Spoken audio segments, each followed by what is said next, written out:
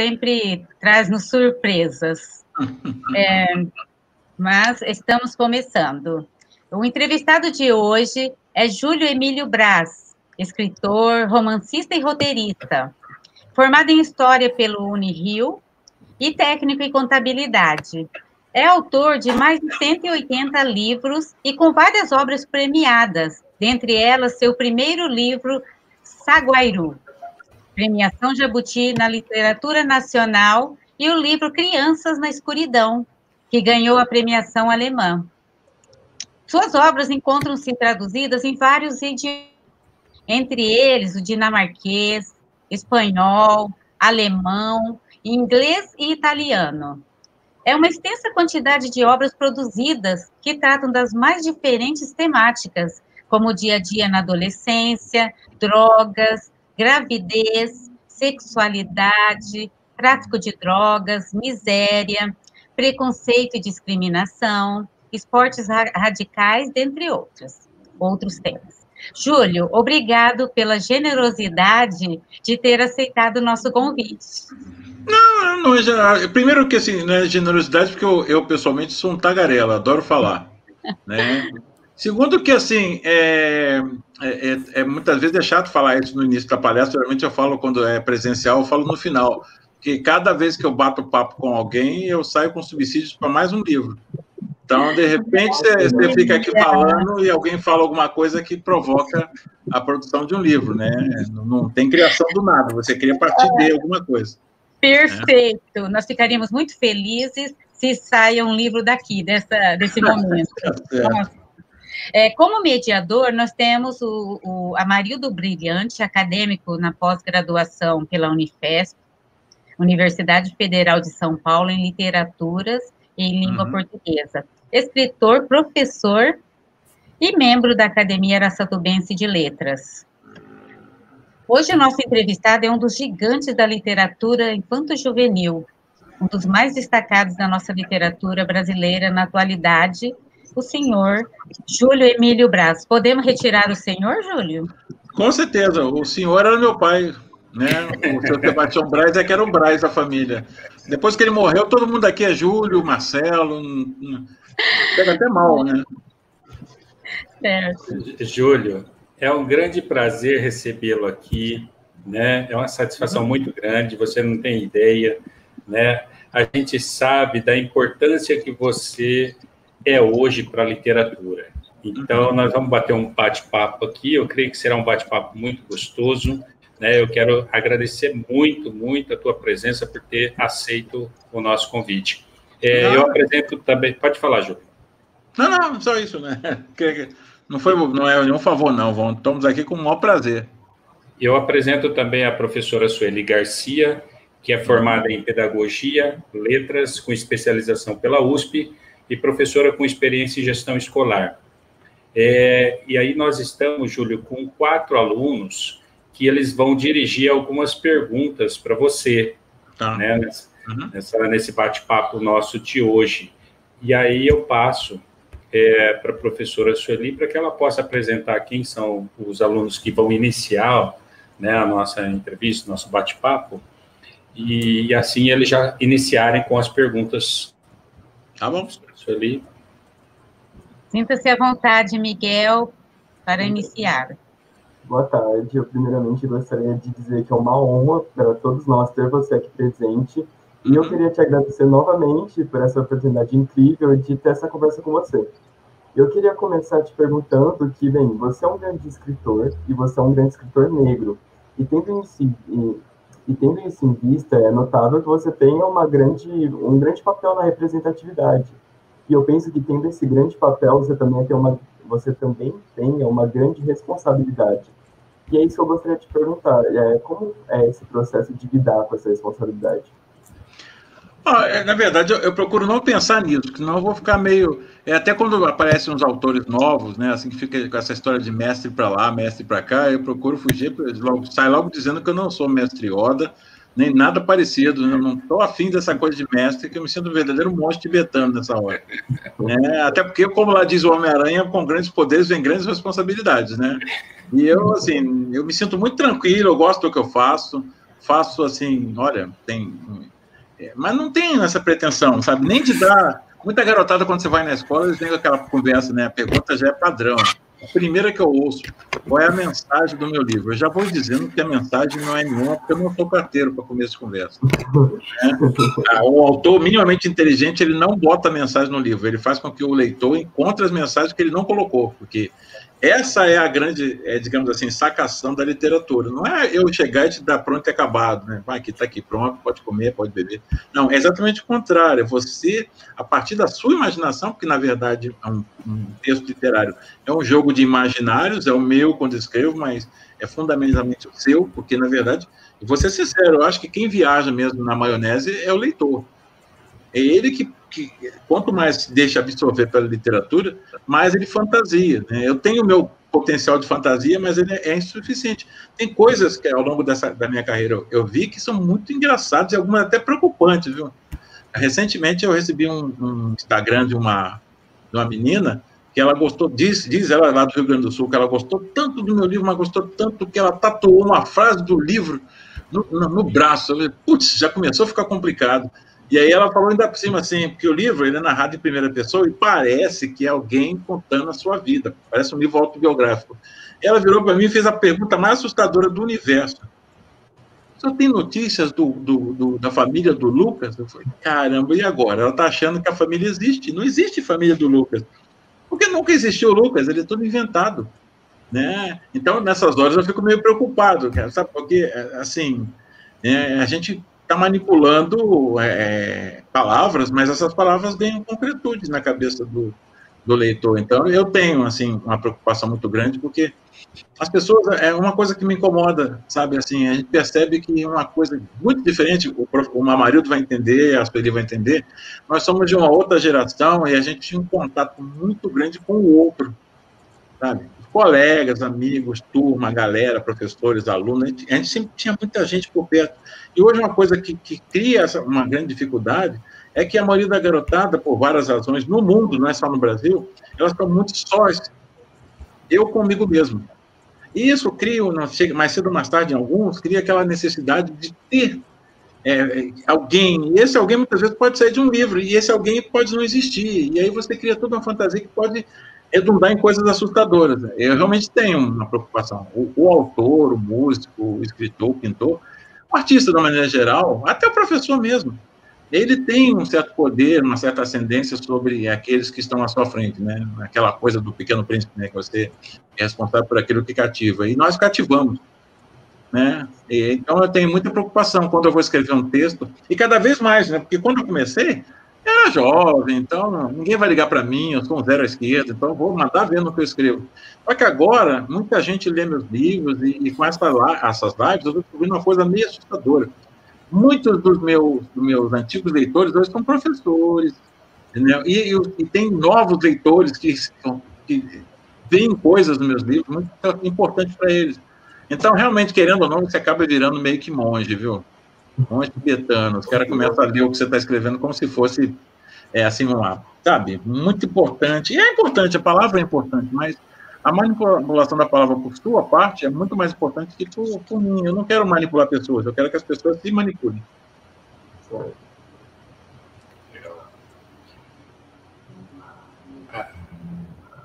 Manoele?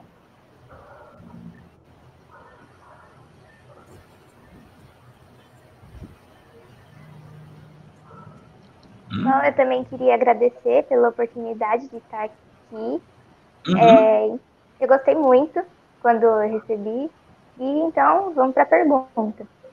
Vamos. Durante a sua vida, quais pessoas inspiraram você a escrever?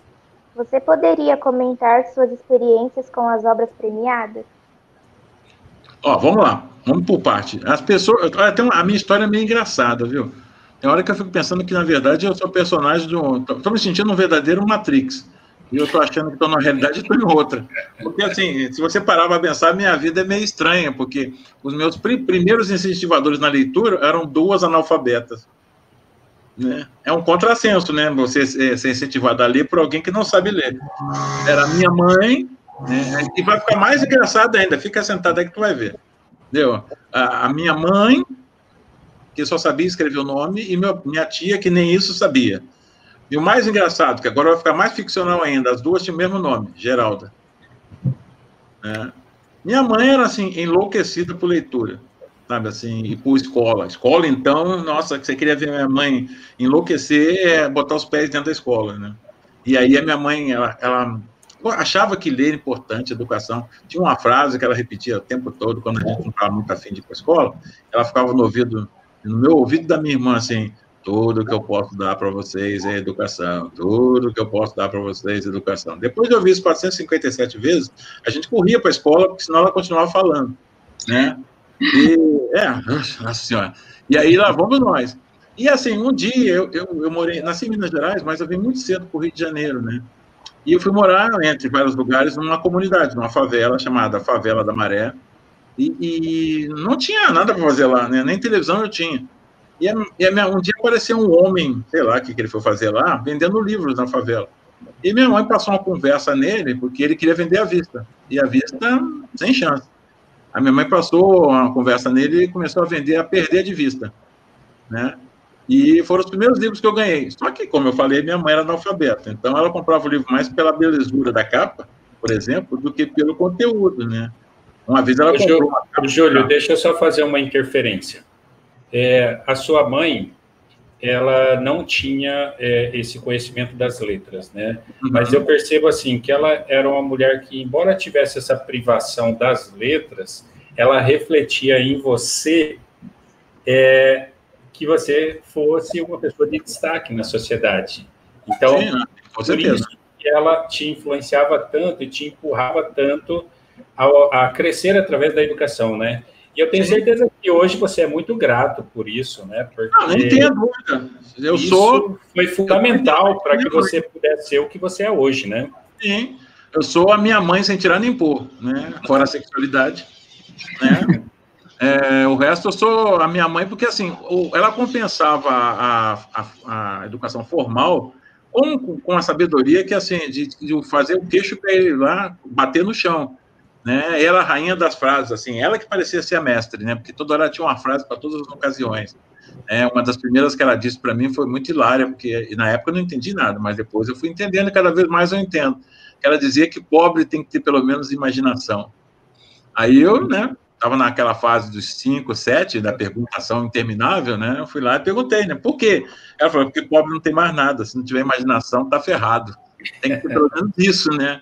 E ela é cheia das frases. Eu nunca vi uma mulher...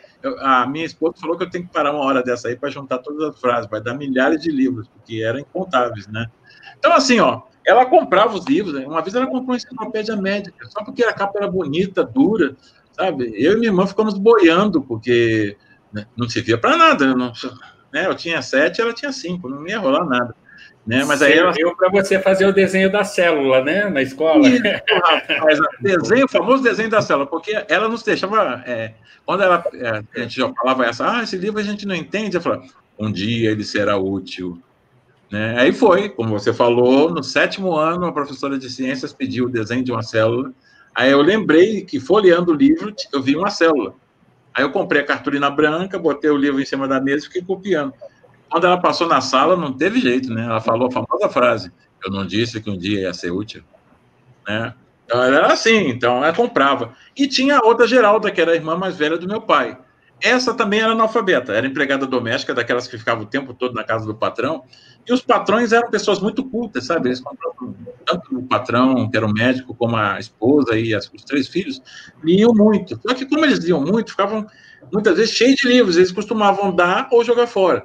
A minha tia pegava e levava para lá. Esses eu gostava, porque como tinha um garoto, tinha 2 meninos, tinha histórias assim, tipo 3 Mosqueteiros, Sherlock Holmes, essas coisas todas.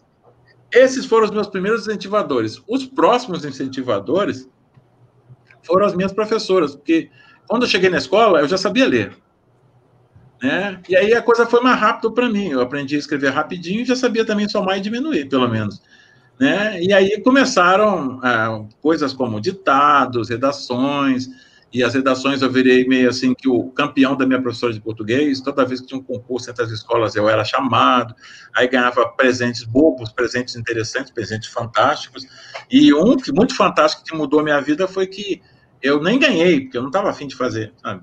É que a professora me torrou tanta paciência que eu preferi fazer para me livrar dela, a verdade é essa. Júlio, te interrompendo um minutinho, o Miguel, que está aqui na nossa live, ele é um dos que ganhou pela diretoria de ensino de Araçatuba no concurso de redação de Câncer de Barretos. Não o primeiro lugar por Barretos, mas pela escolha da diretoria de ensino. Que conselho você daria para ele no aspecto da escrita? O que ele poderia fazer? O conselho que o meu terceiro grande incentivador me deu. Aliás, eu não sei qual, eu sei que é São Paulo, mas não sei se é próximo daí. Ele está vivo ainda, cara. Né, eu não sei se ele tem 91, 94 anos, mas ele está vivo. Eu tinha 16 anos quando eu mandei meu primeiro texto escrito para esse cara. O nome dele é Rubens Francisco Luchetti. Ele mora em Ribeirão Preto, né? E eu fiz tudo errado com ele. Eu peguei os originais, botei no envelope e mandei pelo correio. A primeira coisa que ele falou quando ele mandou uma carta para mim é que não se manda o original para o editor, senão o original perde e você fica sem pai e sem mãe. Né? Foi a primeira lição. Depois ele falou comigo, o conselho que eu vou dar para você, que foi o conselho que ele deu para mim e funcionou. Então, vamos lá. É simples, mas é prático. Mas é infalível, eu acho. É assim, ele falou assim, olha, que o seu texto, eu li com atenção, seu texto, babá, mas, na minha opinião, você ainda está muito verde. Ele botou verde entre aspas. Então, faça o seguinte, se você realmente quer ser escritor, né, se esse é o seu caminho, você tem que fazer uma coisa, você tem que continuar lendo bastante, e você tem que escrever permanentemente, todo dia, como se fosse um exercício, né? Mesmo que não redunde em nada, pelo menos você tem que escrever. O contato íntimo, eles usam as palavras, contato íntimo com a palavra, torna a escrita mais fluida, e você vai chegar a um texto que você vai se sentir contente com ele. Foi o que eu fiz. Muitas vezes tem muitos conselhos mirabolantes. Eu já fui uma vez numa oficina de redação criativa, eu cheguei à conclusão que eu não era criativo. Porque o cara falou tanta coisa, pediu tanta coisa, comentou tantas coisas, que eu ficaria assim, meio perdido naquelas coisas. Na verdade, escrever é a coisa mais simples do mundo. Só que você tem que abastecer, adubar o terreno para que flua, né, as coisas. Por exemplo, o adubo natural de qualquer boa escrita é a leitura. É uma relação de interdependência. Só quando você aprende a escrever é que você realmente aprende a valorizar a escrita e o texto que você lê, porque você percebe como é difícil, cara, montar, arquitetar uma narrativa interessante. Parece fácil, assim, não, junta a palavra aqui, pegou outra palavra ali, beleza, tá pronto. Não. Outro dia mesmo eu estava aqui, não era nem um livro original, era uma adaptação de Pigmalion, de Bernard Shaw. Aí o cara me encomendou, eu comecei a fazer. No meio do caminho, já estava faltando 2 capítulos, aí a peça tem 5 atos. Eu acabei com tudo e fiz de novo. Viu? O cara ficou doido comigo, porque atrasou a produção dele, mas eu não estava satisfeito com o que eu estava fazendo. A escrita, assim, eu tenho 187 livros publicados. Se qualquer editor desse aí tiver a temeridade de mandar para mim, para eu fazer algumas mudanças, eu vou mudar tudo. Escritor, qualquer profissional satisfeito, morreu. O profissional verdadeiro, ele está sempre insatisfeito. A insatisfação faz parte da essência do humano. O humano que está satisfeito pode preparar, já fazer um plano de saúde, um plano funerário, uma coisa assim, porque já está indo embora. E não sabe o que eu estou dizendo isso, não. O Drummond falou uma vez, um grupo de estudantes cercou o Carlos Drummond de Andrade e um deles perguntou assim, você se considera um autor pronto? Ele falou, não, meu filho, porque autor pronto está morto. A gente tem que sempre ficar se cobrando, ler bastante, inclusive um conselho, esse é meu. Ler, inclusive, coisas que você não gosta. Porque é muito fácil ler o que eu gosto, sabe? O grande desafio é você pegar um livro que você não gosta. Física quântica realmente não é a minha leitura favorita. Matemática, eu só leio os livros do Malbataan, mas eu me obrigo a ler porque é o todo que vai fazer o escritor que você será. Quanto mais leitura você tiver, quanto mais diversa for essa leitura, mais completo você vai ser como leitor. Ou como escritor também, né? Porque é eternamente um escritor, um leitor. Não tem, sabe? Não tem uma hora que você é só escritor. Não tem jeito. Você lê, sabe? Você lê. A Giovana poderia... A Giovana poderia fazer a pergunta, Giovana? Sim. Eu gostaria de agradecer pela oportunidade e eu vou fazer minha pergunta. Fale, meu amor. Do seu primeiro livro ao atual, como você analisa a escrita? Mudou alguma coisa? Você é muito crítica em relação a si mesmo? Giovana, a coisa mais bacana do mundo é escrever o primeiro livro, sabe? Porque você não escreveu nada antes. Aí você não se cobra. Cada um livro que você escreve depois daquele primeiro é um prego no seu caixão. Entendeu? Porque cada vez mais você, poxa, acho que eu já fiz isso, aí você fica se cobrando. É muito cansativo, dá mais trabalho. Cada passo para frente, parece que os pés viram pés de chumbo, fica mais pesado, né? Então, assim, acontece. Mas, ao mesmo tempo, é gostoso, exatamente porque você já acha que já fez aquilo, você procura se multiplicar, transformar, fazer coisas que você acha que não... É assim, essas adaptações mesmo que eu fiz, eu vou ser sincero contigo, foi só porque as vendas caíram e eu precisava de pagar minhas contas, né? Porque eu já tentei pagar minha conta de luz com poesia, mas não teve Ibope, né? Então, eu preciso de dinheiro. Eu peguei essas adaptações. Eu não gosto de fazer muita adaptação, não, porque primeiro eu estou mexendo na obra dos outros. Eu sempre fico meio incomodado, assim, de ficar pegando corta aqui, tira ali, né? Por exemplo, uma coisa que está me incomodando muito, eu não vou entrar em detalhes, mas me incomoda muito, é o que está acontecendo. A obra do Monteiro Lobato caiu em domínio público, aí um monte de gente que pulou em cima igual, sabe, de garfo e faca cortando, porque isso aqui não é politicamente correto, isso aqui não é politicamente correto. Cara, como professor de história que eu também sou, a gente tem que sempre olhar o autor pela perspectiva do período em que ele viveu. Né? É a mesma coisa que você julgar Cristóvão Colombo, que chegou nas Américas em 1492, pelos olhares de alguém que vive em 2020. Não é a mesma coisa. Não dá para você julgar uma pessoa por parâmetros de centenas de séculos. Eu fiz essas adaptações de peças de Shakespeare. A última que eu fiz foi O Mercador de Veneza. O Mercador de Veneza é um judeu. Mas olha, só falta xingar a mãe do judeu, porque o resto eles fizeram com o cara. Eu não podia fazer adaptação com aquele texto que estava ali, porque, metade da comunidade judaica do mundo viria atrás de mim. Então, o que eu fiz? Eu não cortei, porque eu acho um pecado você cortar a obra do autor. O outro cara chama-se William Shakespeare. Né? Mas eu dei um jeito de amenizar com a carpintaria literária que eu já tenho, que eu domino. Eu não mexi na obra, mas amenizei os palavrões, os xingamentos, por exemplo. Você pode sem... Agora, por exemplo, eu li, eu nem sei quem fez a adaptação, mas eu li que nas Caçadas de Pedrinho tinha 300 e alguma coisa citações, aparições do Pedrinho. Na tradução do cara ficaram 3. Como você vai botar num livro chamado Caçadas de Pedrinhos 3 momentos em que ele aparece, seria o protagonista É um negócio estranho, no mínimo estranho, sabe? Eu fico sempre pensando assim, realmente tem coisas no livro do Monteiro Lobato, como de qualquer autor antigo, coisas que estão anacrônicas hoje, que não tem sentido estar ali. Mas nessa hora, principalmente a leitura para jovens e para crianças, tem uma pessoa muito simpática, fica lá na frente assim, ele é ligeiramente humano, é conhecido vulgarmente como professor, mas alguns chamam de mestre e outras coisas, né? E essa pessoa é como se fosse um mediador da leitura. Acho que ele pode perfeitamente pegar o livro, ver os pontos que são meio controversos hoje em dia, e administrar isso, explicar que, por exemplo, é feio chamar o judeu disso. Era comum chamá-lo no século XV, XVI daquele jeito, mas hoje, no século XXI, não é defensável. Vou dar um exemplo que todo mundo conhece. Tem um canal na TV a cabo chamado Viva, que são programas antigos da TV Globo. Um deles são aqueles episódios dos Trapalhões. Eu escrevi em 90, 91, esquetes de humor dos Trapalhões. O humor dos Trapalhões é um humor físico, né? Ou seja, joga a torta na cara, derruba.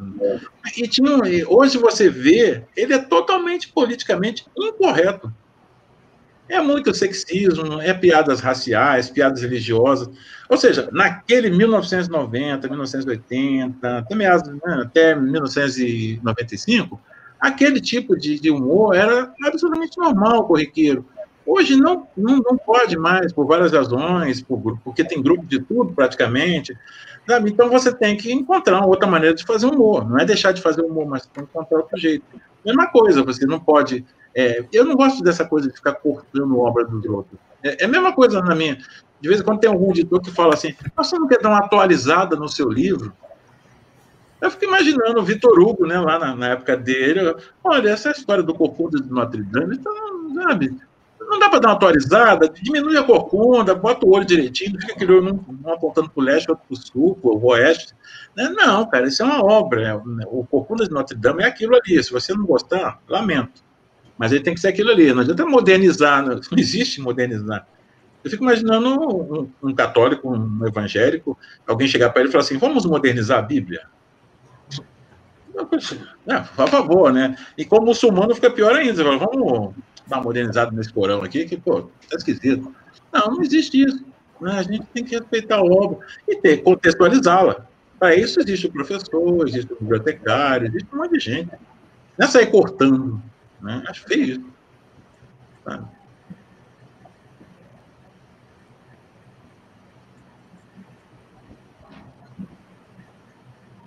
Opa! Manu? Maria Clara. Não é? Mais alguma? Ah, não, é a Manu mesmo. Alô? Estamos aguardando a Manuele fazer a pergunta. Ah, tá.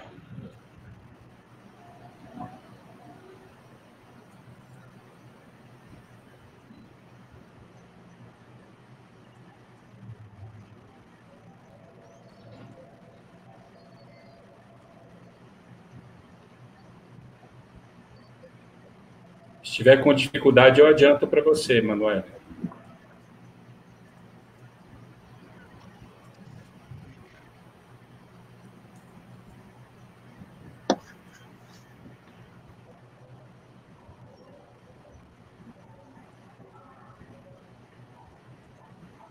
Passa para o Miguel.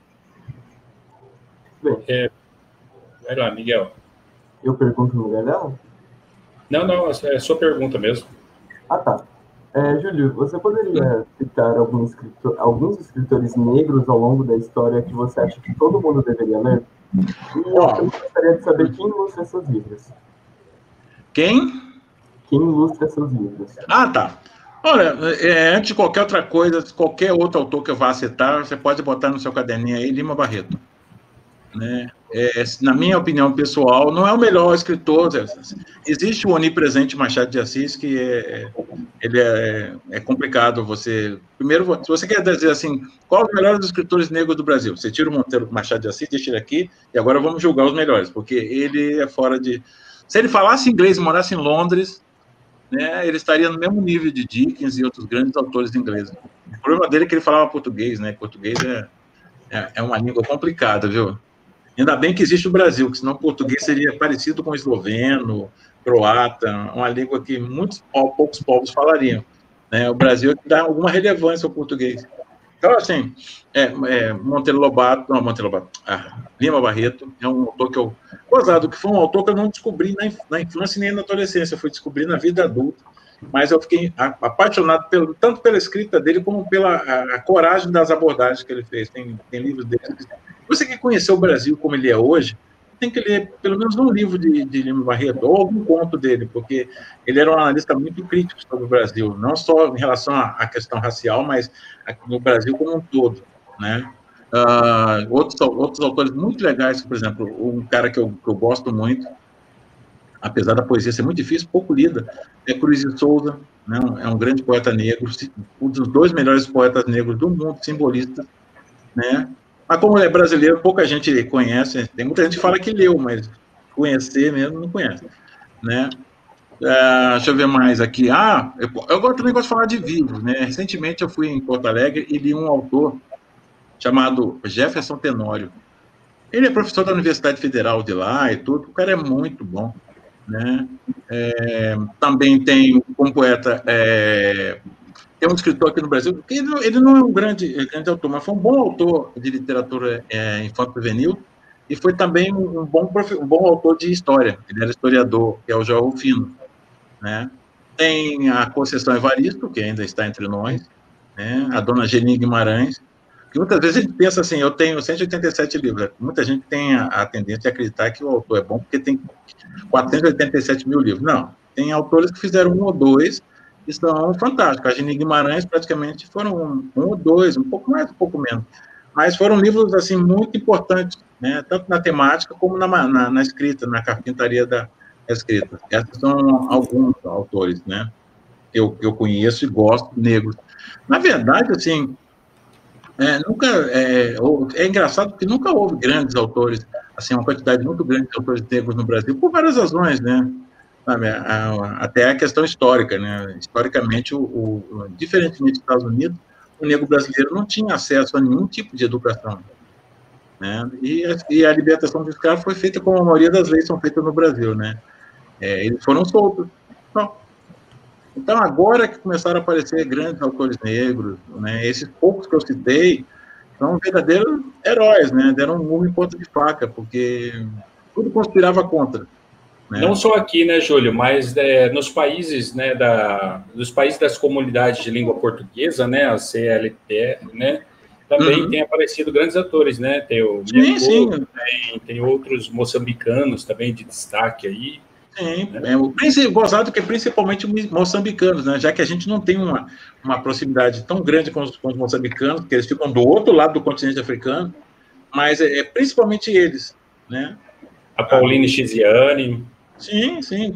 E alguns, inclusive, moram no Brasil, né? Ou vivem frequentemente aqui no Rio de Janeiro, principalmente, como o Miyakoto, o Jack, esses caras são excelentes. É uma maneira até interessante, porque eu acho engraçado que o brasileiro, de uma maneira geral, até os intelectuais, durante muito tempo, eles ficaram de costa virada para dois expoentes da literatura, né? Ou o lado africano, os clássicos da literatura influenciaram em suas obras? E principalmente, na minha opinião, um grande pecado, a gente passou boa parte da nossa existência no continente americano de costa para os nossos vizinhos. Os clássicos da literatura, grandes autores, clássicos da literatura influenciaram em suas lugares, e a gente, durante muito tempo, ficou de costa para eles. Sabe, a gente preferiu, nada contra, porque são excelentes autores, os alemães, os franceses, os ingleses, os norte-americanos, mas a gente passou da literatura influenciaram em suas obras na vida adulta e na universidade, né? Isso eu acho um pecado. A gente tem que virar e olhar para trás, porque nós temos uruguaios, argentinos, grandes autores, que a maioria do grande público não conhece. Né? Eu mesmo passei a minha infância e adolescência sem ler nenhum. Talvez o primeiro que eu consegui ler alguma coisa foi o Quiroga, que é um baita escritor uruguaio, né? Isso faz falta, porque eles são muito mais próximos de nós do que, por exemplo, os autores franceses, ingleses, né? Nós temos uma vivência comum. Ô Júlio, a Emanuele fez a pergunta aqui e o áudio saiu enquanto você falava. A pergunta dela é o seguinte: os clássicos da literatura influenciaram em suas obras? Não, assim, de maneira marcante, não, sabe? Talvez os clássicos infantos juvenis, porque eu comecei, assim, aos 20 anos, né? Você lia a série Vagalume? Com certeza, cara. Agora você tocou num ponto. Os clássicos da literatura influenciaram em suas obras? Sim, então, até hoje você tocou num ponto que é marcante, por exemplo, A Ilha Perdida, da Maria José de Pré. Eu li esse livro, foi até minha tia que me deu. E eu assim, me senti enganado, porque quando eu pensei em A Ilha Perdida, eu pensei numa ilha no mar, né? E é uma ilha no Rio. Esse foi um dos livros que me marcaram, né? A Morte Ouve Rádio, do Marco Reis. São vários autores. Essa coleção, na verdade, o primeiro da coleção que eu li, eu nem gostei, viu? Foi Cabra das Rocas, do Homero Homem. Eu ainda estava na escola pública ainda, quando a professora passou esse livro para a gente, mas é uma coleção até paradigmática da literatura infanto-juvenil, né? Porque ela criou toda uma geração de fãs. Eu não li muitos, não, mas os que eu li, principalmente esse, A Ilha Perdida, ficou na minha memória, né? Tanto quanto que até hoje eu não descobri, o Ofélio e Narbal Pontes. Eles foram autores que escreviam muitas histórias de aventuras e tudo mais, e esse eu também lia bastante, né? Foi a grande coleção nacional daquela época, né? E parece que ela está voltando, né? Eu li no jornal, foi no sábado, que eles estão fazendo novos volumes com novos autores. Tomara que tenha o mesmo apelo, sabe? É um outro contexto, é uma outra relação o público, né? O público hoje é muito mais... É muito complicado, sabe? Era fácil ser leitor na década de 60, 70, porque basicamente o livro reinava absoluto, né? Tinha lá o rádio, tinha a televisão, sem grandes atrativos, a televisão não era essa coisa altamente sedutora, e não tinha aquele negócio também complicado chamado videogame e outras traquitanas eletrônicas que, querendo ou não, eles podem tanto atrapalhar como ajudar. Porque, por exemplo, ajudar o Senhor dos Anéis, né? Antes dos games e dos filmes, né? O Senhor dos Anéis era uma obra de uma tribo. Existiam os caras que eram apaixonados pelo Tolkien, tanto é que no dia do aniversário, eu não sei se é da morte ou do nascimento, eles vão lá no cemitério onde o Tolkien está enterrado, fazem todo um movimento, uma oração, não sei, na linguagem que ele criou, inclusive, né? Era uma coisa de tribo. E hoje, o Senhor dos Anéis é uma coisa que, mal comparando, é igual a TV Globo no que concerne as minisséries. Eu não gosto muito de novela, não, sabe? Eu até via quando era criança, porque eu achava mais interessante, mas hoje elas são tão pasteurizadas que quem viu uma, acho que até viu todas, né?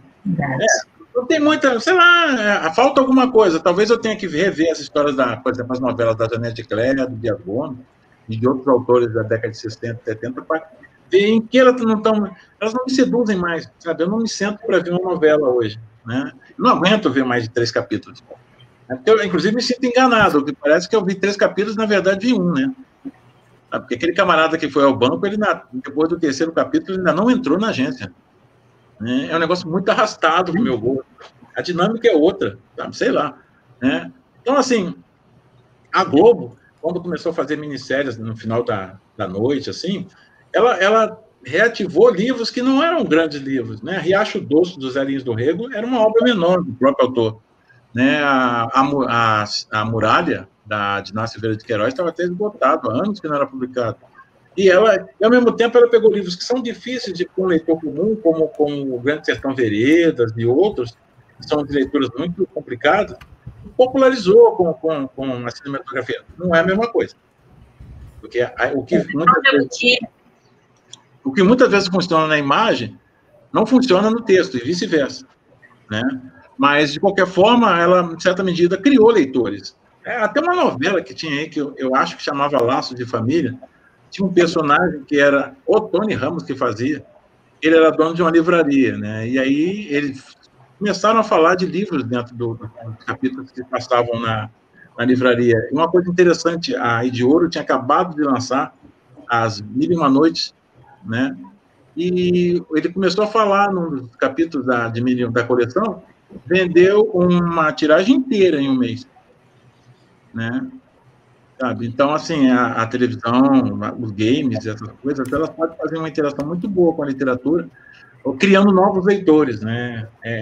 Há uma tendência muito boa, até na minha opinião, de criar rivalidade entre mídias diferentes, né? É como se surgiu o rádio, surgiu a televisão, o rádio morreu.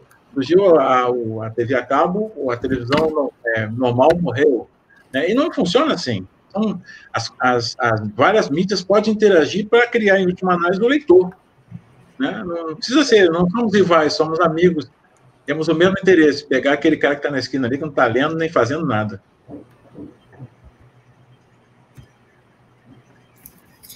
Boa tarde, eu estou muito feliz em poder entrevistar você. Vamos para a pergunta. Geralmente, bons autores são bons leitores. Quais são os gêneros de leitura em que é mais apaixonado? Ainda sobra tempo para a leitura?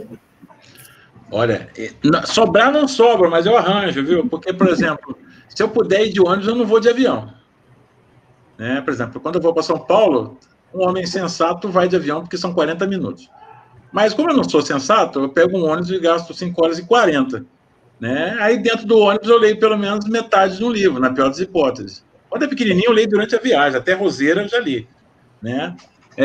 Outra coisa, aeroporto, sento no aeroporto, fico lendo. Entro no ônibus urbano, fico lendo. Quando eu vou para Niterói, eu não vou pela ponte, eu vou por baixo, no mar, de barca, que aí é mais lento, e eu vou lendo também, né? Eu estou esperando alguma coisa em algum lugar, uma repartição pública, demora, né? Eu vou de novo.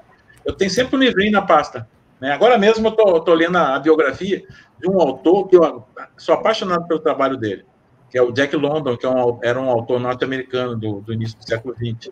Né? Adorei, um dos primeiros livros que eu li foi uma tradução, claro, eu não li em inglês, é o Chamado Selvagem, é dele, ele é o autor.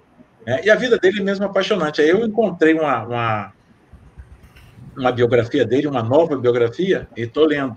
Né? Mas já tem na fila, que tem uma filinha bonita. Toda vez que eu entro numa livraria, olha, tem um lugar que eu não posso entrar com cartão de crédito, cheque, dinheiro, então nem pensar.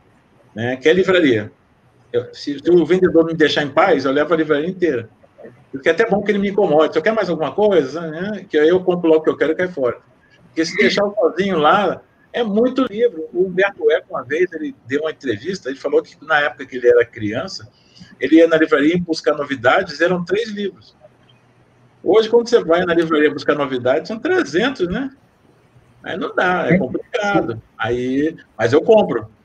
Até porque o Luiz Fernando Veríssimo, que é um baita autor gaúcho, ele tem uma frase que ele diz que Deus só leva o cara lá, né? Depois que ele leu o último livro dele. Eu tenho um monte aqui, cara. Vai demorar para Deus me levar, viu? E alguns são bem grossos, inclusive, viu? Para facilitar, para dificultar o processo dele. Tá muito bom aqui, sabe? Lá deve estar cheio. Muita gente lá, deixa aqui. Né? Na verdade, é uma paixão, sabe? E a paixão é tão grande que, de vez em quando, eu faço alguns despropósitos. Você perguntou sobre gêneros. Por exemplo, um gênero que eu sou apaixonado desde criança são histórias policiais. Tudo bem. Nada de sangue rolando, tiroteio, massacre, isso não me diz. Eu gosto daquela literatura policial tradicional, sabe? Conan Doyle, Agatha Christie, Sherlock Holmes. Sherlock Holmes é o meu personagem favorito. Aí, quando eu li o primeiro livro de Sherlock Holmes, né? Eu tinha 10 anos. A minha tia me deu, chama-se Um Estudo em Vermelho. Né? Depois daquilo, eu saí procurando, não desesperado, os outros livros dele em sebo, porque eu não tinha muita grana, né? E aí mas eu encontrei quase todos. E prometi a mim mesmo que um dia eu ia visitar o Sherlock Holmes. Eu tinha 10 anos. Né? Demorou um pouquinho, mas em 2015 eu fui lá na casa dele em Londres. Né? Assim, não existe, Sherlock Holmes não existe, porque ele é um personagem tão paradigmático que fizeram uma pesquisa na Inglaterra sobre os 3 ingleses mais importantes de todos os tempos. Aí a lista ficou assim, ó. Primeiro, William Shakespeare, óbvio. Segundo, Winston Churchill. Terceiro, Sherlock Holmes. Só tem um detalhe, né? Sherlock Holmes não existe, né? Para você ver como é a força do personagem. Então, eu prometi a mim mesmo que um dia eu iria lá. Aí, em 2015, eu fui. Os prefeitos em Londres devem ser mais inteligentes que a maioria dos prefeitos que existem na face da Terra, né? Porque todo mundo que vai em Londres quer conhecer a casa do Sherlock Holmes. Ela não existe. Aí, um daqueles prefeitos, eu não sei quem foi, que eu não quis pesquisar, ele um dia, como todo mundo que vai a Londres quer saber onde mora o Sherlock, o que ele fez? O endereço do Sherlock é 221B da Baker Street. A rua existe, a Baker Street existe, o 221 existe, só não tem o B. Aí o que ele fez? Ele comprou um pedaço do 221, transformou no 221B, virou o Museu de Sherlock Holmes, e fica uma fila gigantesca lá para entrar naquele negócio que é pequenininho, apertadinho, né? Mas e tem a famosa lojinha, porque um dia vocês, ou alguns já foram, mas um dia a maioria de vocês irá em algum museu lá fora. E o museu lá fora é muito interessante. A entrada é uma, mas a saída é outra e sempre na lojinha. Júlio, você tem livros desse gênero? Eu sei que você tem livros de contos de terror e policial. Uhum. Você tem? Quais são os seus? Se você tem policiais, eu tenho Quem Matou Papai Noel, que é um dos meus favoritos. Né? Agora mesmo eu entreguei na editora, né? Eu reescrevi uma história chamada O Mistério do Homem Amarelo. Né? Eu gosto de fazer esse tipo de literatura policial. Só que assim, eu fiquei... aquilo que eu estava falando do rótulo, a gente fica rotulado como autor de causas sociais, aí as editoras vêm todas assim em cima de você, querendo só narrativa de causas sociais. Se você chega com uma história de detetive, o cara, você escreve também história de detetive? Eu sou um escritor, né? Dá licença. Eu não tenho, sabe? Eu sempre achei que o escritor, para escrever sobre um único tema, sobre um único espaço geográfico, ele tem que ser excelente. Por exemplo, Jorge Amado era maravilhosamente inteligente, um gênio. Por quê? Ele passou a vida inteira escrevendo só sobre a Bahia. E não se repetiu, isso é uma proeza. né? O Faulkner escreve muito sobre o sul dos Estados Unidos. O cara tem que ser um monstro. E ele criou uma cidade própria. Ele nem pega todo o sul dos Estados Unidos, ele só criou um espaçozinho e trabalha ali naquele espaço. Né? Eu gosto de contar história. Eu sempre falo com as crianças que eu sou igual o zagueiro que está na área na hora do escanteio. Né? Se a bola sobrar para mim, o goleiro estiver fora do gol, o gol escancarado, a bola no meu pé, eu vou fazer o gol, mesmo não sendo atacante. Né? Então, cada história que eu ouço, eu boto no papel. Eu não tenho juízo de valor nessas horas. Não, eu não gosto de escrever histórias policiais. Eu não faço poesia. Não, eu faço o que está ali. Se eu sentir que eu estou com vontade de fazer aquilo, eu faço. Né? Aí, assim, ó, fui lá, só não vi o Sherlock Holmes, né? Os caras fazem um troço direitinho, cara. Eles têm um cachimbo assim, que sai uma fumacinha. Parece que ele vai entrar a qualquer momento. Né? E eu, como sou professor de história, adoro reconstituição histórica, nossa, aqueles caras são muito bons, viu? Não deixaram nada. Até o banheiro é um banheiro que você usava em 1889. É igualzinho, sem tirar nem pôr. Né? É impressionante. Eu sou muito apaixonado por pesquisa. Eu adoro. Por exemplo, tem livros meus que são... Tem um livro meu que é sobre surfistas, e é em primeira pessoa. Quem conta a história é um surfista. Então, eu me dei o trabalho durante quase 2 anos de aprender a falar como surfista. Né? Fui para a praia aqui no Rio de Janeiro, lá na prainha, perto do Grumari, fiquei lá ouvindo os caras falando, porque eles não conversam contigo. A tribo só conversa entre eles, né? É um processo endogâmico. Eu só fico ali na muvuca. Né? Se eu chegar lá com essa minha cara de velho de 50 anos, não vai ter nenhum ibope. Aí eu ficava lá fazendo paisagem de velho gagá, que tá olhando para o mar, né? E aí eles estavam falando com maior liberdade, como se eu não existisse, né? Aí... eu aprendi muito com eles, só que aprendi tanto, ficou tão bom que metade do livro hoje eu leio e não entendo. É um risco, né? Eu acho o maior barato, assim, como aquela história da menina que eu falei, tem um lado que é meio perverso, que eu fico assim, puxa, garota, eu passei uma conversa tão boa nela que ela achou que o personagem é verdadeiro e tatuou o braço. Olha, eu não valho nada, cara. Ela não tatuou o braço pro namorado, para ninguém, foi um personagem meu, e não existe o personagem. Eu nem quis saber o que ela tatuou no braço, que a minha dor, a minha consciência ia pesar mais ainda. Deixa. Né? Eu estou até agora tentando encontrar coragem para dizer a ela que é tudo ficção mesmo. Não encontrei ainda não, viu? Imagina o quanto de pessoa que já deve ter escrito frase do Sherlock Holmes no braço também. Cara, olha, eu fiquei um Sherlock maníaco. Eu tenho, assim, 500... Qualquer edição de Sherlock Holmes, pode ser em esloveno, vietnamita. Eu comprei o busto dele em vários tamanhos, eu tenho uns bloquinhos, eu tenho o cachimbo, aquele boné de caçador, porque aquilo ali você sabe que no original não tem. Aquilo ali foi o desenhista, quando ele fez as primeiras ilustrações, que ele botou aquela capa e aquele chapéu de caçador de gamo. Né? O Conan Doyle, inclusive, não gostou. Mas tudo bem, né? Pagaram bem, ele ficou quieto. Né? Foi pragmático. Mas eu sou apaixonado, adoro, sabe? Eu adoro inteligência, sabe? Assim, me desculpa, mas se você tiver mau hálito, eu relevo, tranquilo. Se você tiver desodorante vencido, não me incomoda. Chulé, também não. Mas, putz, grila, ignorância me mata, viu? É duro você estar do lado, passar 3 horas com um cara e depois de 3 horas descobrir que não ouviu, nem entendeu, não foi produtivo aquelas 3 horas. Eu acho que inteligência é fundamental. E eu estou muito preocupado, né? Até uma das razões dessas lives são... Porque tem gente que está começando a se orgulhar de ser ignorante. Isso me dói. Entendeu? Quando você é ignorante, você percebe que é ignorante, você, sabe, faz aquela coisa ou sombra, sabe? Some. Porque, ou vai pegar um bom livro para ler. Porque não dá. No mundo que a gente está vivendo, numa sociedade que exige cada vez mais conhecimento das pessoas, um ser humano não pode se dar o prazer de ser burro. Não tem jeito, cara. Sabe? Você não está seguro nem tendo uma boa profissão.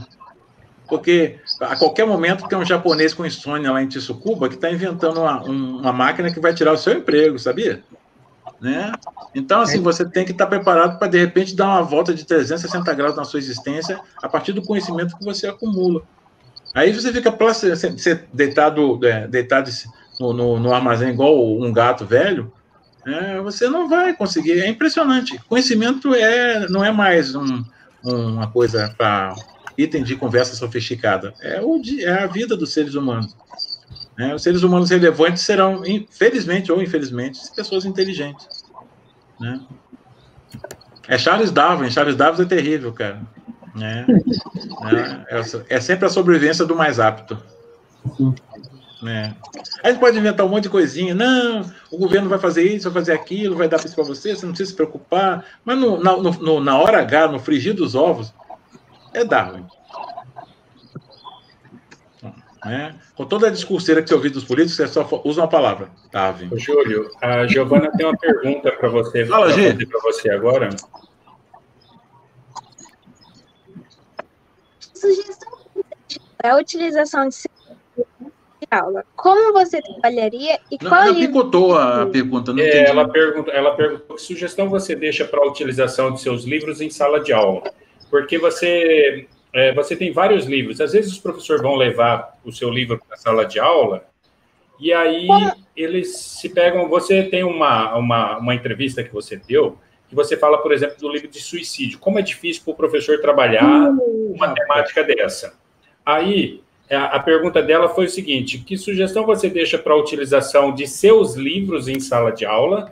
E como você, se fosse você, professor, entrando na sala de aula com um público infanto-juvenil, vamos pegar um público juvenil aí dos 14 anos, né, nessa faixa, um público juvenil, como você trabalharia e qual livro você escolheria para um público aí dos 14 anos, 13, 14, 15 anos? A primeira coisa que eu aconselho o professor que vai trabalhar com um livro meu ou qualquer livro é que ele seja um leitor.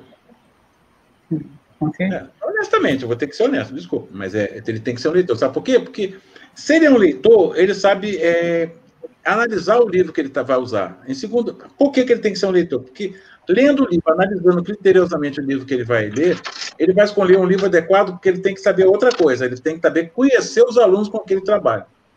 Que é muito engraçado isso, assim, você vê, esse livro, o catálogo da editora é mais barato, vem assim, livro indicado para o 7º ano. Tem livros meus que são indicados para o 7º ano que nunca foram lidos pelo 7º ano. Porque, na verdade, quem sabe para que público é dirigido determinado livro é o cara que está na frente, é o homem da infantaria, é como se fosse uma guerra. Na guerra, quem menos sabe sobre a guerra é o general. Quem sabe o dia a dia, inclusive de continuar vivo, é o cara que está na trincheira, na infantaria. Porque é ele que está levando os tiros, né? Então, assim, o professor, ele tem que, primeiro, sabe, ser um leitor, depois conhecer a sua turma. A partir dessas duas premissas básicas, e elas são básicas mesmo, ele não vai ter problema com nenhum livro, mesmo um livro com um tema controverso como suicídio.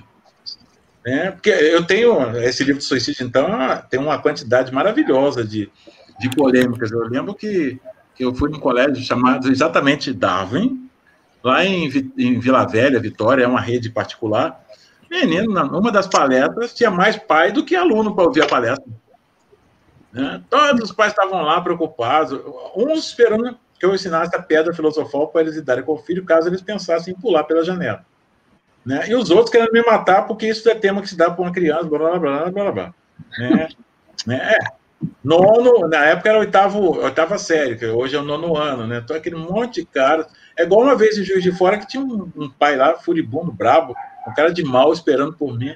Aí ele virou, quando eu comecei a palestra, ele ficou lá sentado na frente com o filhão dele, Não era nem uma criança, era uma criança, grande pra caramba, bichão. Lá sentado, olhando para mim com cara de mal. Ih, rapaz, quando eu descer daqui, eu vou apanhar. Aí, ele, na hora que eu desci, ele falou assim: o senhor não acha que esses livros sobre drogas são inadequados para as nossas crianças? Aí eu falei para o moço, eu olhei para ele, primeiro eu olhei para o meninão dele, a criança dele. Aí eu falei: moço, olha, depois que inventaram televisão, essa preocupação é totalmente sem sentido, porque não é meu livro que vai fazer o seu filho se interessar pelas drogas, vai ser o noticiário das 8. Gente que não lê, não. Tem um ditado na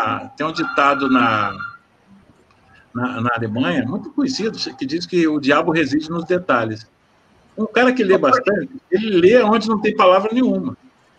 E é ali que está interessante o negócio. Então, por exemplo, ele está preocupado com o meu livro, fala sobre droga, blá, blá, blá, mas ele liga a televisão à noite, sempre tem uma matériazinha que fala assim: hoje a polícia deu uma batida na favela do Joãozinho, foi apreendido a quantidade de 387 toneladas de cocaína, o valor é de 5 milhões de dólares. Você sabe que o filho dele só prestou atenção no valor, né? Ô, Júlio, mas se fosse para você escolher um livro, digamos que você vai entrar numa sala de aula hoje, você escolheria que livro para trabalhar? Qualquer livro meu? Um que eu gosto muito, que ele reúne vários aspectos da vida adolescente, é Os Papéis de Lucas. que é um diário de um adolescente, aí que entra, é aquela história da menina, né? É um diário de um adolescente onde ele fala das várias dificuldades que o adolescente enfrenta ao longo de determinado período da sua vida, né? Como relação com os amigos, relação com os pais, relação com os professores, o fato do irmão ser homoafetivo, que mais? Tem a namorada, né? Ele tem ciúme dela. Vários aspectos da adolescência, tanto é que o subtítulo desse livro é Os Papéis de Lucas, Pequeno Inventário Adolescente, porque ele faz um inventário sobre o uso de drogas, ou a sedução pelo uso de drogas, a bebida. É como se fosse um dicionário sobre como lidar com adolescente de A a Z, né? Mas tem vários outros, tem uns que eu gosto muito, até inclusive alguns que, apesar do tema, eles são feitos para crianças, né? Tem um que vem... Dos teus livros, quais venderam mais até hoje? Vamos lá. Primeiro best-seller, que é o Enquanto Houver Vida, Viverei, que já vendeu mais de 1 milhão de cópias, que ele fala sobre a vida de um adolescente que, numa transfusão de sangue, contrai o vírus HIV, né? Ele não ganhou prêmio nenhum nem nada, mas era o que mais vende. Depois, o Saguairu, que foi meu primeiro livro, Prêmio Jabuti de Autorrevelação, com publicações fora do Brasil. Depois, o Crianças na Escuridão, que fala sobre meninas de rua, né, e super publicado fora, premiado fora e tudo. Tem Pretinha Eu, que é o meu livro que mais vende sobre preconceito racial, junto com Felicidade Não Tem Cor, né? Depois vem Lendas Negras, que são lendas africanas, que curiosamente não surgiu por conta de eu estar interessado em escrever lendas africanas. Alguém perguntou sobre ilustradores aí, e eu tenho vários ilustradores que eu acabei esquecendo de responder. Eu tenho vários ilustradores que eu trabalho, tenho uma grande afinidade, e um cara que eu tenho muita afinidade é um ilustrador aqui do Rio chamado Sal Mudança. E o Sal Mudança, ele é muito engraçado, porque muitas vezes ele cria ilustrações e não sabe o que vai fazer com elas. E aí ele traz as ilustrações e eu crio uma história a partir do que eu estou vendo. Esse livro Lendas Negras, por exemplo, foi assim. Ele surgiu de maneira totalmente errada, porque geralmente o autor escreve as histórias, manda para a editora, o editor aprova, aí é que ele vai procurar o ilustrador. Esse não, já cheguei com a ilustração, né? E aí adaptei as ilustrações que eu ia colocar no livro aos desenhos que ele tinha trazido. Então, teve uma outra vez que ele fez um livro só com... Foi até engraçada a história. Ele fez... Quer dizer, engraçada para mim, para a autora que ia usar as ilustrações, não foi, não. Né? Aqui também ninguém falou para ele. Ele fez várias ilustrações com aquele maçariquinho. Não sei se vocês conhecem um maçarico que, inclusive, é usado no restaurante para fazer creme brulee, um pequenininho, assim, né? E ele fez desenhos com aquele maçarico no papel. Ficou bonito. Só que não disseram para ele que o livro era de uma sobrevivente de campo de concentração na vida. Ela tem um problema terrível com essas coisas de forno, fogo, queimar papel. Então, ela não quis ilustrações, eu tive que inventar uma história para aproveitar as ilustrações dele. Né? É que é uma coisa que eu comecei fazendo quadrinho. Em São Paulo tinha um ilustrador, também muito louco. Ilustrador é meio louco, viu? Eles só não são totalmente loucos porque eles não têm muito dinheiro ainda. Esse cara fazia o desenho todinho da história em quadrinho, mas não tinha roteiro. Só tinha os desenhos, assim, quadrinizados, mas não tinha história, só tinha... Aí o editor me mandava uma fotocópia daquela história e eu criava a história a partir do que eu estava vendo. Né? Foi legal, é um bom treinamento de criação, processo de criação. Né? É igual, não sei se vai dar para ver, igual isso aqui, ó. Isso aqui vendeu muito até a meados da década de 80, 90, que era chamado de bolso livro. Livro de bolso. Né? Vendia em bancas de jornais, eram leitores, eram geralmente histórias de aventura, eu virei um especialista em faroeste, né? Era um livro a cada 2 dias. Então, você acaba fazendo o processo criativo ser aquilo que o Thomas Edison dizia, que todo processo criativo é 90% de transpiração e 10% de inspiração. Eu fiz 412 desses livrinhos. Não ganhei nada, a não ser dor nas costas. Né? Mas foi legal como aprendizado. Eu não tenho... Eu sou um cara muito ansioso, então, quando eu crio uma história, eu tenho que botar logo no papel. Eu não fico fazendo igual o Flaubert, que gastou 17 anos para escrever Salambô. Eu me matava se eu tivesse que gastar 17 anos para fazer qualquer coisa. Né? Muitas vezes o editor liga aqui para encomendar um livro, ele fala, eu quero um livro, quando ele desliga, eu já sei que eu vou escrever. Isso é prática, não é genialidade, não, pode esquecer. É prática, né? Que se você lê um monte e você escreve um monte, claro que você fica, sabe, é quase no piloto automático, né? Né? Eu não acredito que seja genialidade. Não é, não. É só prática. Né? Ô, Júlio, tem uma pergunta aqui que vai ser direcionada pela Maria Clara para você. Sim, fale, Maria. Bom, atualmente, quais ações podemos adotar a fim de minimizar essa visão negativa que foi criada acerca do negro ao longo da história? Aí eu faço uma complementação, ô Júlio.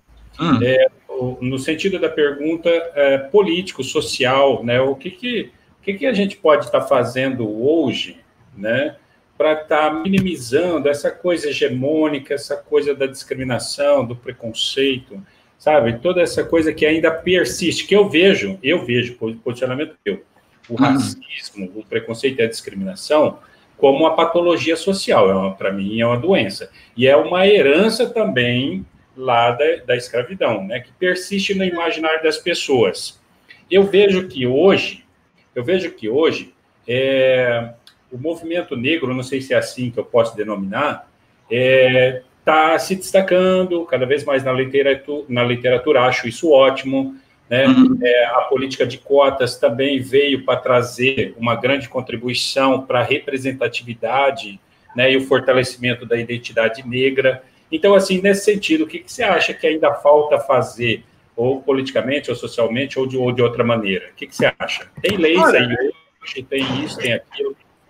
Quando acabou a escravidão, o Joaquim Nabuco, que é um grande abolicionista, né, um dos maiores que existiu, ele falou uma frase que explica tudo isso com muita perfeição, sabe? Ele disse que a escravidão durou mais de 300 anos, e os efeitos da escravidão durariam mais de 300 anos. Então, não há nada assim que não seja sendo feito que nós poderíamos fazer. Porque como é que acaba o preconceito? Quando se naturaliza que as pessoas são as pessoas, independentemente da cor, da condição social, da religião que professam. Quando você começa a dizer que não, sabe aquelas coisas? Não. O cara é evangélico. Tem uma conotação que você está singularizando o cara da maneira errada, porque é como se todo evangélico, estou dando um exemplo que está muito em voga, pode ser uma pessoa, todo evangélico, por ser evangélico, fosse aquele cara ávaro por dinheiro, aquele cara que não tem escrúpulo. Não funciona assim. Eu tenho 500 e tantos amigos evangélicos e se tem alguns que gostam de dinheiro, tem também, boa parte deles tem alguma ética, então... Fica aquela coisa taxativa, né? Em função daquele papel que ele ocupa ali. Sim, e o ser humano é assim, faz parte da natureza do ser humano. É simplificador, né? O ser humano é simplificador. Ético, né? O ser humano gosta de simplificar. Então, por exemplo, todo judeu é rico, pronto. E não tem judeus pobres. Eu conheço um coitado lá na Alemanha que muitas vezes eu faço a proeza de eu dar dinheiro para ele. Ele ganha, ele lida com a sociedade que é em euro e eu que tenho que dar meus minguados reais para ele. Porque ele é pobre, ele não sabe lidar com dinheiro. Então, todo japonês é inteligente. Né? E há uma tendência mas não é porque... A gente tem que explicar. O problema é que a gente demora para fazer com que as pessoas entendam certas coisas. Você entra numa turma de mecatrônica na USP, realmente você vai ver um monte de olhinhos puxados. Né? Mas isso é uma tendência da sociedade, né? É um condicionamento social, não é um condicionamento genético. Os japoneses, os chineses, os orientais, de maneira geral, eles curtem esse direcionamento, é como se fosse atleta.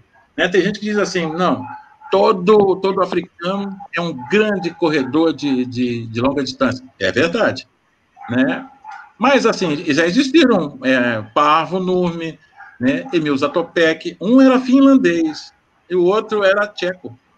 E eles eram grandes corredores de longa distância. Então, as coisas não são simples assim. Não basta você nascer no Quênia para ser automaticamente um campeão de corridas de longa distância. Né? Como também não basta nascer na Jamaica para correr, para ser um grande campeão, um velocista, como o Usain Bolt. Né? É difícil você mudar certas concepções, porque foram 300 anos. Né? Isso é uma coisa que muda no inconsciente, não é no consciente. Se fosse no consciente, era muito mais fácil, mas é o inconsciente que fala. Né? Por exemplo, muitas pessoas estão andando na rua escura, né? Aí vê 2 ou 3 negros vindo na direção deles. O inconsciente é que vai atuar nessa hora. A nível de educação de escola, você não acha que está faltando alguma política nesse sentido? Obviamente, o caminho ideal é a escola, é a educação, sabe? Na verdade, o que acontece é que a gente não... Isso não é só no Brasil, no mundo inteiro. A gente tem a tendência de não compreender o outro. A gente fantasia o outro. Até nos Estados Unidos, né? Você pega aqueles programas de humor, toda hora que tem uma piada com negros, tem aquela história de que o negro gosta de melancia e carne de porco frita.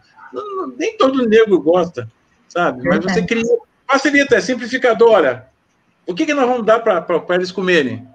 Carne de porco frita e melancia. Não. Né? A mudança faz no inconsciente, não há o que a gente possa fazer. Ah, sim, a educação, né?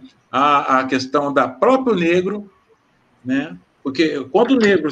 A gente procura ser negro, não para ser negro e se alijar dos outros que não são negros, mas para fazer parte de uma sociedade que, queiramos ou não, é multiétnica. Né? Tem certas coisas em certos grupos negros beira o radicalismo. Eu não gosto de radicalismo. Porque não dá para ser negro pretendendo que não existe, não olhar para o branco, não olhar para o indígena. Nós somos parte, estamos na mesma canoa. A gente tem que aprender a remar na mesma direção. Só.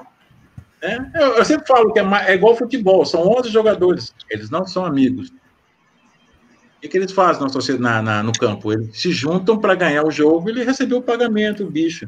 Mesma coisa na sociedade organizada. Nós não precisamos ter necessariamente amigos de todos que estão ali, mas nós temos que criar um grau de convivência, de respeito mútuo, que faça com que a gente tenha uma relação minimamente saudável. Mas eu não preciso pegar o meu vizinho, que é filho de alemães, levar para casa, convidá-lo para jogar uma pelada ou comer um churrasco na minha casa para ter uma relação minimamente sociável com ele. Né? Isso é que falta, porque o que está acontecendo em certos lugares? Está havendo a exacerbação por exemplo, outro dia eu achei uma coisa absurda, a moça estava foi em São Paulo, acho, a moça estava num ponto de ônibus com aqueles turbantes africanos e duas moças negras começaram a reclamar porque ela era uma apropriação cultural e tudo mais, blá, blá, blá. E aí, finalmente, fizeram tal confusão, porque só negros podiam usar turbante, blá, blá, blá, blá. Aí a moça tirou o turbante. Ela estava usando turbante, não era apropriação indevida, não. É porque ela estava fazendo tratamento contra o câncer, ela estava careca. Triste, hein? Puxa. Bom, intolerância é horrível. E, assim, eu sou totalmente contra, por exemplo, a revista Raça, ela foi muito importante para o negro, porque ela criou visibilidade para o negro. Só que ela está superada. Eu não quero mais a revista Raça, eu quero a Cláudia. Porque quando você bota um negro na capa de uma revista para negros, você está dizendo que ele não precisa aparecer em outro lugar, a não ser na revista para negros. É um gueto. Né? A Maju, nesse ano, já apareceu 2 vezes na capa da Cláudia. Isso é naturalizar uma pessoa. Ela não está na capa da Cláudia porque é negra, ela está na capa da Cláudia porque ela é bonita. Né? Como uma loura bonita também deveria estar na capa da Cláudia. O preconceito começa a acabar quando a gente naturalizar as relações. Né? Por exemplo, muitas vezes eu já cheguei numa feira de livro, foi até engraçado, o cara estava eu e mais 2 autores, aí ele foi apresentar os autores, aí falou, esse aqui é o escritor, blá, blá, blá, blá, blá, blá, blá, blá, fez o livro tal, ganhou o prêmio tal, blá, blá. Aí ele chegou, não, esse aqui é o autor, blá, blá, blá, ele ganhou o prêmio, blá, blá. Aí quando chegou na minha vez, ele falou, esse aqui é o autor negro, Júlio Emílio Braz. Ele nem deve ter percebido, mas nesse momento ele fez um gesto de preconceito, porque o primeiro autor era descendente de italiano. Então, por que ele não falou? Esse aqui é o autor fulano de tal, de ascendência italiana, né, blá, blá, blá, blá. O do meio é de ascendência síria. Por que esse aqui é o autor? Por que tinha que falar que era negro? Em que a minha cor vai dar algum tipo de relevância no meu processo de escrita? Nenhuma. Nenhuma, verdade. Sabe? Ô, Júlio, você tem um livro que chama O Sapo e o Poço. Isso. E esse livro, ele aparenta ter uma relação com o mito da caverna de Platão. Sim, sim. Aí, eu queria que você comentasse um pouco esse livro, o Sapo e o Poço, e essa relação com o mito da caverna, mas eu queria juntar a essa pergunta o seguinte: o Brasil ele precisa despertar para sair da caverna e alcançar novas descobertas em quais áreas? Olha, o Brasil precisa, em primeiro lugar que ele tem que fugir dessa caverna desesperadamente, nas relações humanas, né? Nós não somos uma sociedade. A gente, durante muito tempo, gostou da imagem que fizeram da gente, que somos um povo alegre, brincalhão, cordial, simpático, né? E nós não somos isso.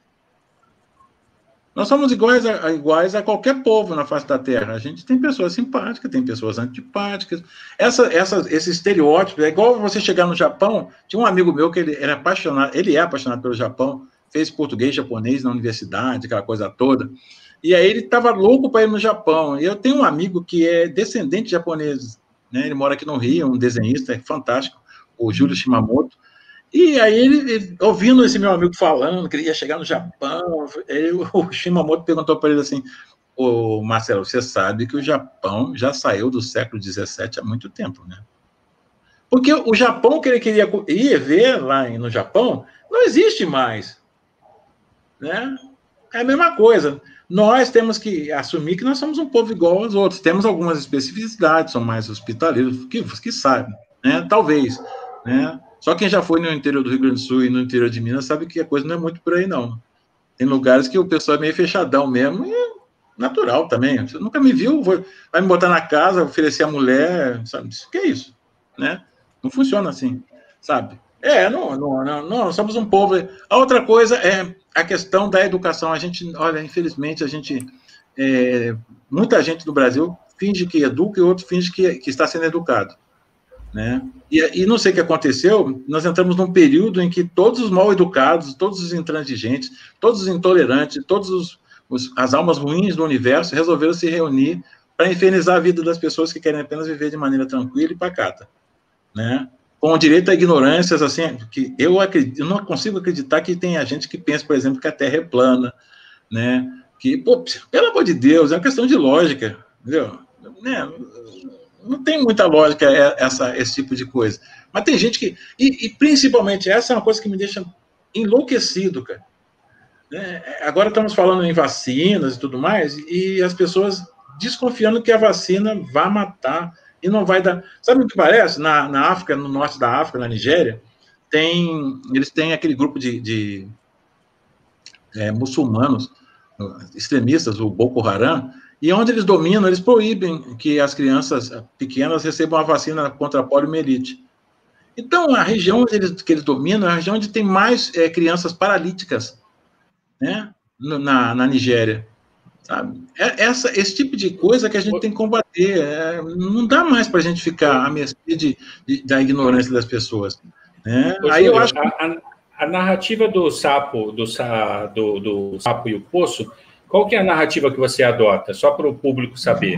Eu vou te dizer um negócio assim, muito engraçado. Eu estava indo para São Paulo, aí eu estava mais uma vez lendo um livro chamado O Mundo é Plano, de Thomas Friedman, que é um livro bacana que fala sobre a globalização.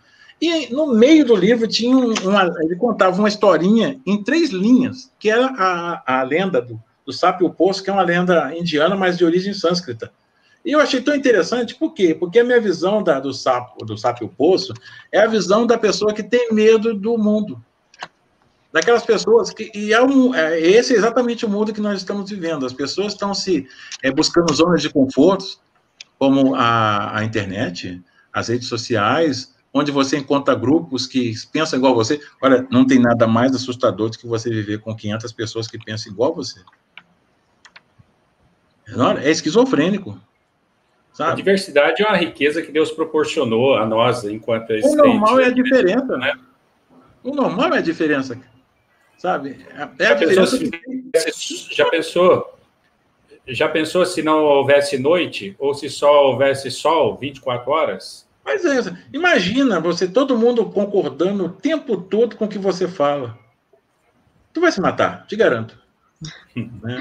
Ou seja, as pessoas mas as pessoas estão querendo, você vê por exemplo, usar um exemplo paradigmático, o Facebook, ele é cheio de grupos, sabe? E outra coisa, você chega ali e bota uma coisa, eu sou contra comer batata na terça-feira, rapidamente vai aparecer alguém e dizer, por que você é contra comer batata na terça-feira? O que você tem contra a batata?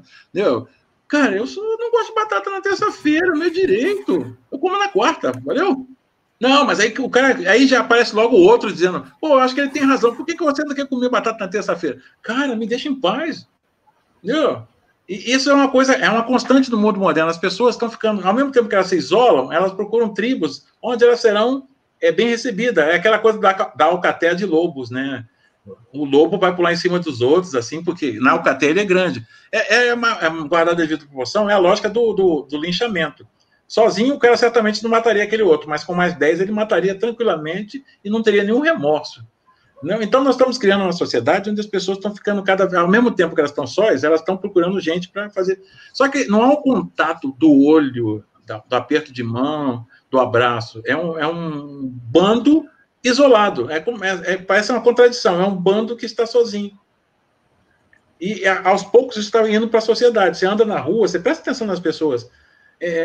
Se você não levar um amigo para falar dentro do trem, você vai ficar assim com aquele olho parado de Walking Dead, sem falar com ninguém. Tem gente que já chega ali e já mete logo os fones no ouvido. O seu livro Blog da Marina, o Blog da Marina, é Marina, né? O Blog da Marina. É Marina, é. Ele reflete um pouco essa questão do que a gente vive hoje socialmente, que é aquela coisa de todo mundo estar cego pelo celular, né? Porque você fala dela na relação dela com o computador, né? Que ela fica tão fanática ali no computador, tão presa ao computador, à tecnologia. Essa coisa do comportamento social hoje, né? Que todo mundo está com o celular ali na mão. Se você tira o celular da mão da pessoa, é como se estivesse cortando a mão dela. Olha, eu não defendo a volta ao passado, assim, todo mundo andando de bicicleta, aquelas bem grandonas, ouvindo rádio com pilha, aqueles pequenininhos. Não, eu não defendo a volta porque a gente só anda para frente. Sim, né? Sim. A tecnologia veio como uma aliada nossa, né? Isso, mas você não pode. Eu tenho uma coisa assim, acho que isso é coisa de velho, mas eu me recuso terminantemente a ficar passando a minha vida inteira decorando senhas. Eu sou muito maior do que as senhas. Eu não posso ficar... Vai pegar um dinheiro no banco, tem uma senha para ver o saldo, tem uma senha para sacar. Aí depois você vai comprar o livro na estante virtual, tem que fazer uma senha para comprar o livro. Aí você vai não sei aonde, outra senha. Cara, você vai fazer assim na vida só decorar a senha? Não vai sobrar espaço no seu cérebro para você botar outra coisa aí, não ser senha. Isso restringe o seu espaço de reflexão e questionamento. Você se torna uma máquina, igual a máquina que está na sua frente. Sabe? E isso é uma coisa de assustar, sabe? É uma coisa de assustar muito, porque você começa a ficar igual aquele... Tu jura? O cara toca o telefone aqui na sua casa, eu sou o Eduardo, seu atendente virtual. Ô, Eduardo, você achou que eu acreditei que acreditaria que você é um ser humano? Falando desse jeito metálico aí? Claro que não, cara. Né? Então, assim, nós estamos vivendo num período muito esquisito. As pessoas... A essência do humano, da curiosidade... da proximidade, do ser gregário, do buscar o contato físico com outros humanos. Recentemente, eu esqueci o nome do filme, eu estou aqui falando, estou tentando lembrar, que era um filme que tinha até aquele Joaquim Fênix, um baita ator, que ele tem uma espécie de secretária eletrônica. Não é uma secretária eletrônica, é uma máquina com quem ele fala e interage. Ela tem uma voz feminina. Cara, no momento mais extremo do filme, ele se apaixona pela máquina. Guardados os devidos exageros, é assim que muita gente na sociedade moderna está se comportando atualmente. Né? Basta você abrir os jornais, ligar a televisão, que você vai ver fatos assim, absurdos. Né? Há pouco tempo atrás, um camarada botou numa rede social que ele procurava alguém para comê-lo. Literalmente. Né? Ele queria ser comido por alguém. Alguém chegasse lá, tira um pedacinho do filé da barriga. Canibalismo, né? E ele levou isso adiante. Agora tem um filme num desses canais aí que está passando, sabe? Há pouco tempo, há alguns anos atrás, seria inimaginável isso, né? Sabe? Então, assim, está havendo uma mudança na sociedade que talvez a gente tenha que parar, sabe assim, dar uma parada, né? E por que eu tenho que comer fast food? Eu adoro slow food. Né? Aquela comida que eu saboreio, porque comida não é a quantidade, é a qualidade, a essência do que você está comendo, né? Por que eu tenho que ficar pulando que nem um macaco? Eu gosto de ouvir uma musiquinha mais leve. Tem momentos que você está mais, né? Você não precisa seguir a onda, a maré, a manada, né? Na verdade, o Poço e o Sapo fala dessa coisa. Nós temos tanto medo de interagir com o outro que a gente procura colocar um intermediário entre nós e o outro, que é uma máquina. Ela vai fazer a interação ali. Só que essa máquina, aos poucos, vai tirando as suas vontades, os seus desejos, suas aspirações, e vai te dando a comodidade de ficar sentado. O que eu vejo... O que eu vejo, na verdade, hoje é que a tecnologia acaba sugando as energias das pessoas em função só da tecnologia. Sim. Você encontra, por exemplo, muitos meninos hoje, nas salas de aula, que eles são tecnológicos, altamente, né? Já sabe até programar. Só que aí, quando você fala de leitura, por exemplo, são poucos. Dá para você contar no dedo. Os meninos que hoje estão atrás de uma leitura. Eu falo leitura de livros, né? E livros que demandem um certo exercício de raciocínio, sabe? Mas, Júlio, eu queria... a professora Sueli quer fazer uma pergunta para você. Eu vou deixar ela falar um pouquinho, pode ser? Pode, claro. Tá, Júlio, eu acho incrível você criar tantas personagens, né? Então, eu gostaria de perguntar a respeito disso. É comum que o escritor seja um bom observador, né? Sim, é fundamental. Como que você idealiza as personagens, né? Onde você costuma pescar para subsidiar suas histórias, né? E existe algum momento em que esse poder imagético se torna perturbador para você? Olha, tem hora que eu penso que eu estou ficando maluco, viu? A minha segunda esposa falava que, olha, se você não fosse escritor, você já estava no hospício. E tem coisas que eu faço que não tem muita lógica, assim. Por exemplo, eu chego no ônibus, aí eu sento, aí entra alguma pessoa, qualquer sexo. Aí, se eu acho personagem, que de vez em quando o autor dá sorte, né? Geralmente a gente monta o personagem. Mas de vez em quando a gente dá de cara com o personagem pronto e acabado. O cara nem sabe que ele vai ser personagem no livro meu, mas ele já entrou ali prontinho. Né? Vou trocar o nome, né? Bacana.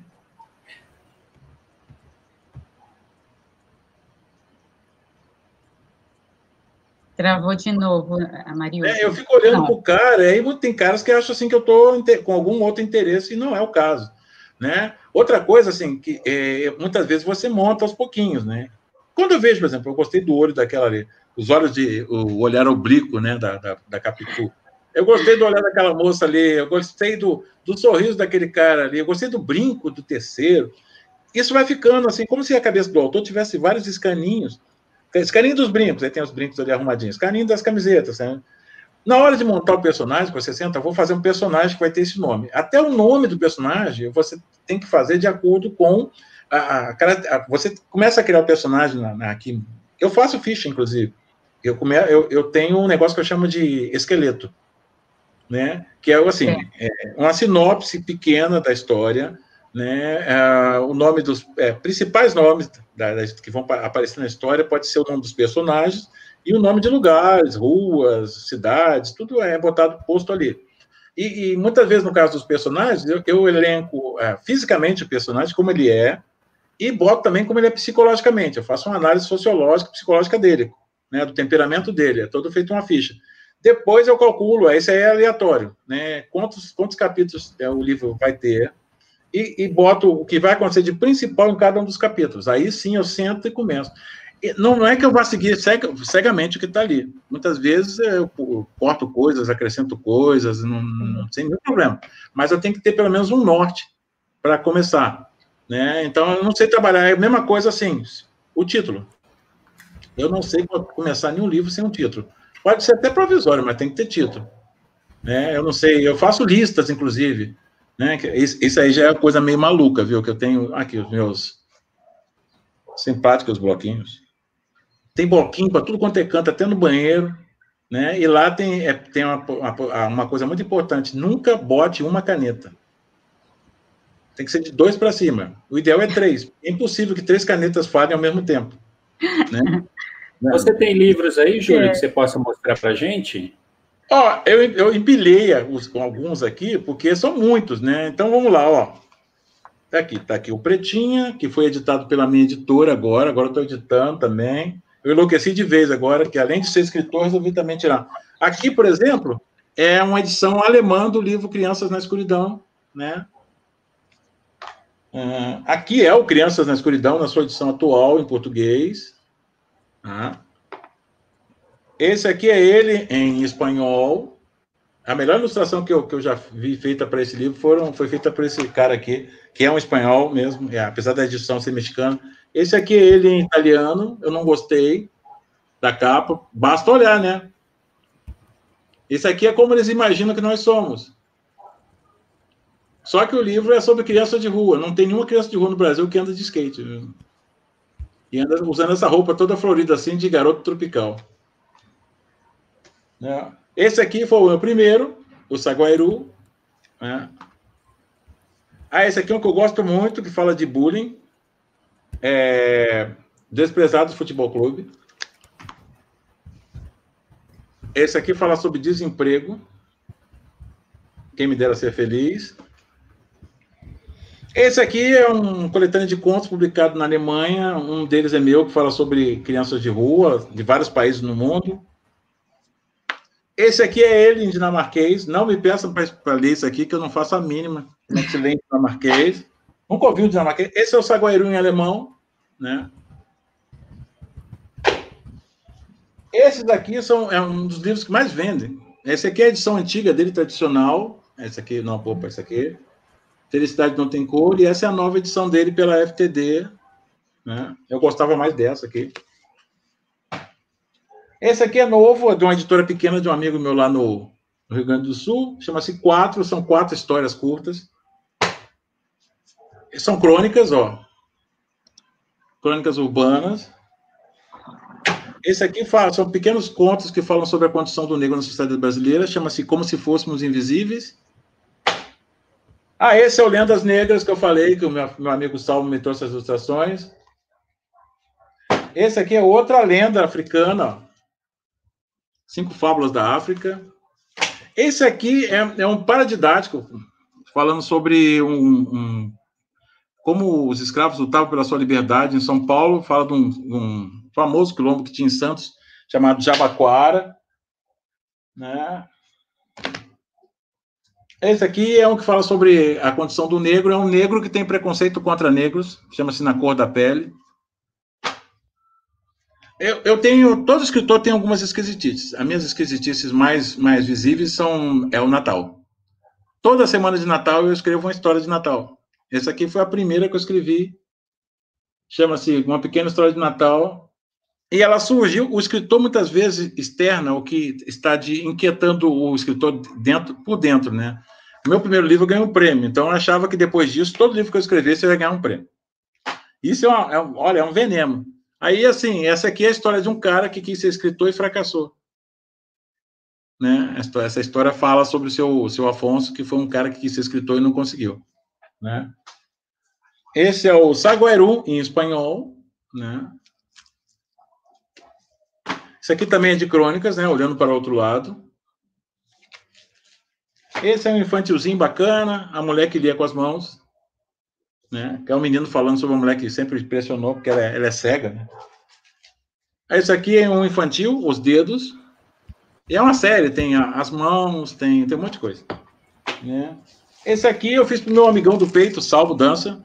Quer dizer, eu não fiz, não. A história que depois ele deu e ele ilustrou, porque disse que é a história da vida dele. Chama-se Meu Primeiro Amor. E aí quem lê a história e vai ouvindo a história, que ela é bem curtinha, pensa que fala de paixão, alguém que está com a primeira namorada, coisa e tal, e na verdade é um cara que é ilustrador e está falando do primeiro amor dele, que foi uma caixa de lápis de cor. E ele teve um trabalho, ele é muito doido, ele fez todas as ilustrações com pedaços de lápis de cor, o cara é pancadão. Esse aqui foi o mais recente, e eu não sou o autor de todos os textos, é uma coletânea de contos, cujo tema é o AI-5. E eu fiz um conto chamado Cachorro, que faz parte desse livro. Eu adorei esse livro, porque eu adoro livro capa dura, sabe? Eu não sabia que os caras iam fazer capa dura. Né? Esse aqui é o livro do Papel Queimado, que o Salmo fez a ilustração para a velhinha lá do campo de concentração, quase matou a velha. Né? E virou um livro chamado Dona Gorda, que é a história de uma árvore que acabou de morrer numa queimada. Né? Quando você tem amigos inteligentes, é complicado. Você tem que estar à altura deles, viu? Não você se enrosca. Esse aqui é outro de Natal, né? A Procura de Emprego. É o dia que o Papai Noel descobre que se ele não pagar os impostos na prefeitura, ele vai perder a casa dele lá no Polo Norte. Aí ele sai procurando um emprego e ele vai para uma agência que aluga Papais Noéis. Só que quando ele chega lá, ele é reprovado. Porque o dono da loja diz que o dono da empresa diz que ele é Papai Noel demais. Né?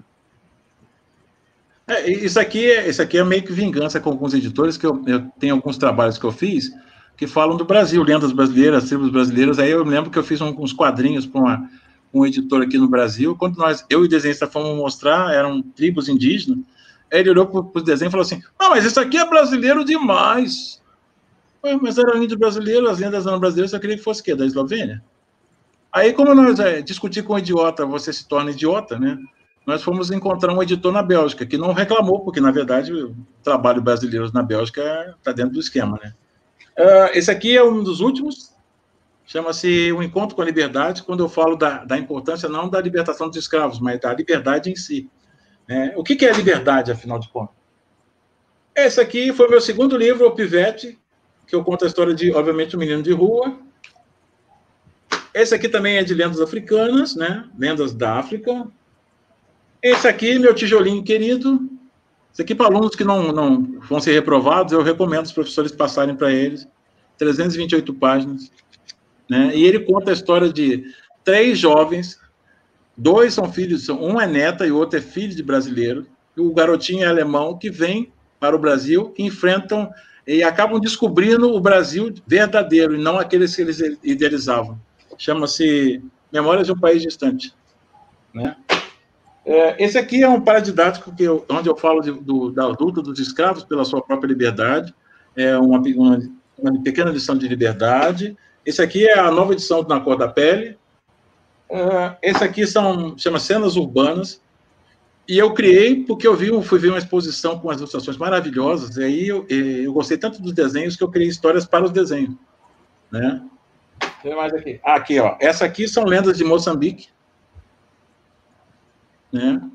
Foi legal essa história aqui, que eu criei um autor fictício como autor das lendas, do trabalho. Aí a editora achou que eu estava plagiando o cara.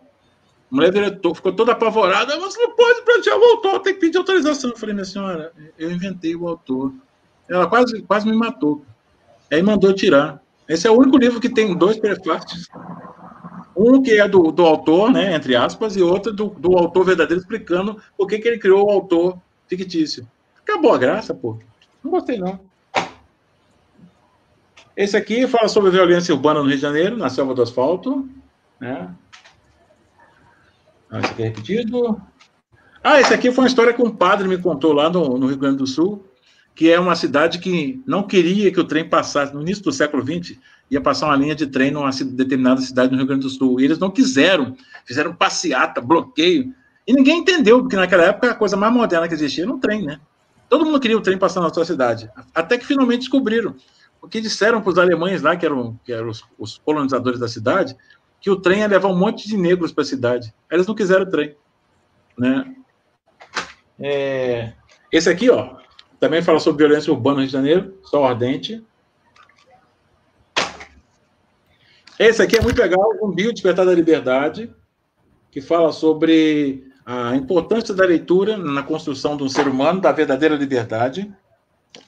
Esse é o Gabriel e a Grande Árvore, que fala sobre ecologia. Anjos no Aquário, que fala sobre gravidez na adolescência, é um também que vende adoidado. Esse aqui fala de um assunto que, felizmente, o Brasil não tem, né, corrupto, que é a história de um dia na vida de um corrupto. Esse aqui é a história de Lalo, né, que fala sobre o uso de drogas dentro das escolas. Esse aqui eu escrevi quando meu filho nasceu, porque quando meu filho nasceu, hoje ele está com 23 anos, quando meu filho nasceu, eu descobri 2 coisas horríveis sobre esse negócio de paternidade. Número 1, filho não vem com manual de instruções. E número 2, eu deixei de ser filho para ser pai. Putz, isso é horrível. Tem graça nenhuma. Aí eu criei um livro onde um pai fala como ele gosta do filho, ele está desempregado, é uma história, né?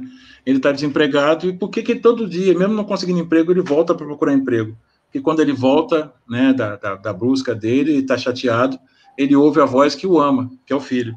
E aí ele tem força para voltar no dia seguinte até achar um emprego. Esse aqui fala sobre câncer, né? Mônica e sua tia interminável. Esse aqui é outra história de Natal, Vida de Brinquedo, né? Que é um grupo de brinquedos abandonados falando de estarem abandonados. Isso aqui é um livro interativo que eu escrevi, Esperando os Cabeças Amarelas. que é a história de um grupo de garotos que invade um hotel para ver a famosa banda que eles mais adoram, os Cabeças Amarelas. Esse aqui se passa em Nova York, que, para quem não sabe, em Nova York, a Rua 46 é a Rua dos Brasileiros, né? Dos legais e dos ilegais. E aí eu conto a história de 4 brasileiros que vão ilegalmente para Nova York e o que acontece com eles, né? Esse é o famoso livro do suicídio, né? Longas Cartas para Ninguém. E ele foi criado porque essa frase aqui faz parte de uma música da Adriana Calcanhoto, chamada Inverno. Eu achei linda essa frase, Longas Cartas para Ninguém, e criei uma história para usar a frase, né? Aqui, você falou, ó, o primeiro que eu fiz de terror, A Rua do Terror, né? Esse aqui é uma adaptação que eu gostei muito, Romeu e Julieta, um romance na terceira idade.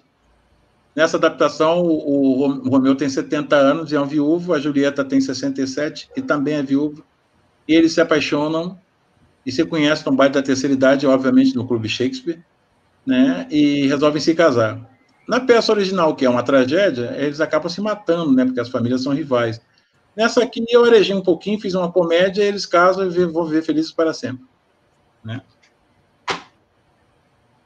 Aqui tem... aqui, ó, o do surfista, Fala Comigo, Pai, né, que é a história de um surfista e a relação conflituosa dele com o pai.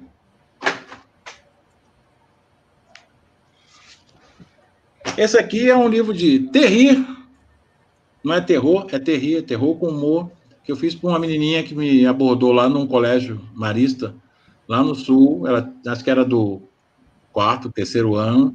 Eu fui falar sobre um livro de terror que eu tenho em outra editora para o irmão dela, que está no 9º ano, e ela perguntou se eu não faria um livro de terror para ela. Eu fiz desse aqui, né? A grande característica desse livro é que nas cenas de ação eu não escrevo.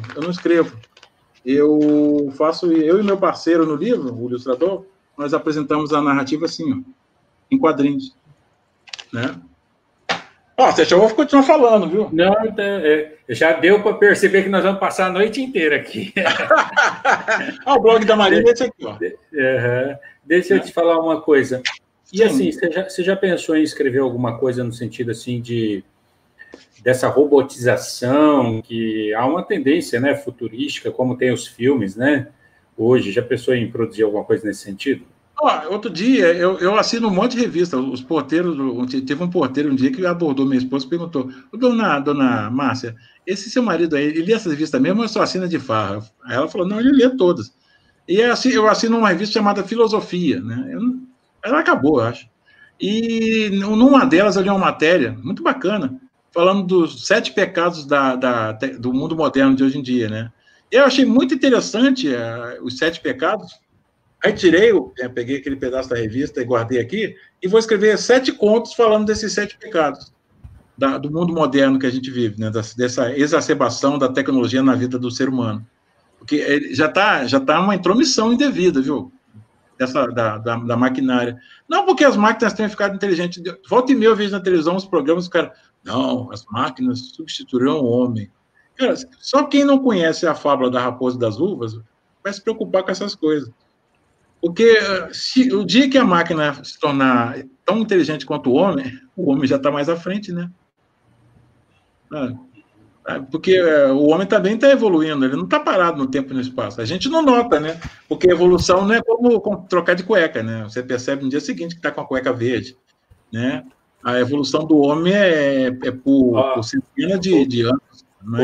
Ô, Júlio, eu estou vendo aqui no YouTube. Tem pergunta aqui do pessoal. Tem uma pergunta assim, ó. Teria alguma dica para os alunos produzirem crônicas? Olha, a crônica, assim, eu posso dar uma dica que é a minha dica. Quando eu ia produzir crônica, porque a crônica é no jornal, então crônica é todo dia, né? Você não tem direito de virar para o seu editor e falar assim, olha, hoje eu estou sem inspiração. Isso não existe. Aí o que eu fazia quando eu tinha que escrever uma crônica? Essa é a minha técnica. Você pode fazer variações sobre o tema. Eu pegava, muitas vezes, quando eu não tinha ideia, eu pegava qualquer ônibus que passasse na minha frente, entrava e ficava circulando pela cidade, olhando pela janela. Aí eu via coisas interessantes, né? Um fato. Por uma vez eu estava em Niterói, aí eu vi uma velhinha vendendo balas no sinal de trânsito. Eu fiz uma crônica chamada A Velhinha de Niterói, Só vendo aquela velhinha, indo e voltando entre os carros. Né? A crônica é um flash do cotidiano, então você tem que ficar atento, você tem que ter enxergar e não só ver.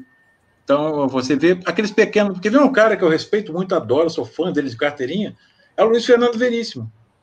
Porque as crônicas dele, você fala assim, não, mas essa coisa aí não tem sentido. Pô, ele transforma coisas bobas em verdadeiras joias. Sim, é verdade. Sabe? Então, a crônica é aquela coisa, o que mais funciona na crônica não é a sua capacidade imaginativa, mas os seus olhos. É você que vê esses flashes do cotidiano que podem virar crônica. Crônica é uma narrativa muito curta. Então, você tem que se preocupar em empreender situações pequenas. Não vai pegar uma passeata, uma hecatombe, uma briga generalizada de torcida organizada, porque isso é muito tempo. A crônica é você ver um velhinho pedindo esmola na esquina, né? O fim de um namoro dentro do shopping, quando você está sentado na praça de alimentação e você vê a mesa do lado, você percebe, mesmo sem ouvir nada, que há uma separação ocorrendo ali. O elemento, assim, o ingrediente da crônica, né, é quando você põe aquela pintada que vai dar sabor à crônica, né? Não basta eu escrever, assim, eu passei na rua e tinha um mendigo com a mão esticada, né? É justamente essa coisa literária, né? Esse trabalho com a palavra é que vai fazer o diferencial. Você concorda? Não é por aí? Uma vez eu fiz uma crônica de uma coisa que eu vi na rua, né? Que era um cara, um mendigo pedindo esmola, aí o sinal fechou, os carros pararam e ele estava andando entre os carros, pedindo esmola, né? E aí ninguém dava. A gente fechava o vidro, não abria o vidro, até que um baixou o vidro e chamou o mendigo. Aí ele foi todo animadinho, né? Com a mão estendida, o sinal abriu, o cara fechou o vidro e ficou rindo da cara dele. Entendeu? É uma crônica extremamente cruel. Pior que você não sabe. Acho que foi esse ano. Eu vi algo parecido acontecer em Mato Grosso. Foi até na televisão. O cara chamou o sujeito que estava na rua, mostrou R$20 para ele, quando ele aproximou, deu um tapa na cara dele. Né? Crônicas podem ser crônicas podem ser engraçadas, como O Homem Nu, do Fernando Sabino. Né? Que é aquela coisa boba, né? Não é nem o que aconteceu, fizeram um filme muito longo. Na verdade, é quando você vai atender alguém e toca, a porta bate, você fica pelado lá de fora. Olha, eu tenho muitas perguntas aqui no YouTube. Vamos ver se a gente consegue só dar uma pincelada rápida em alguma delas. Vamos lá, você sucinto, vamos. Tá assim. Você tem algum livro favorito seu ou que sentiu mais satisfação em escrever? Meu favorito é Crianças na Escuridão. E que sentiu satisfação em escrever? Olha, o que senti maior satisfação em escrever foi o Papéis de Lucas. Papéis de Lucas. Tá. Aí tem uma outra pergunta aqui. Só localizar. Tem gente falando que adorou o pai com cara de mal.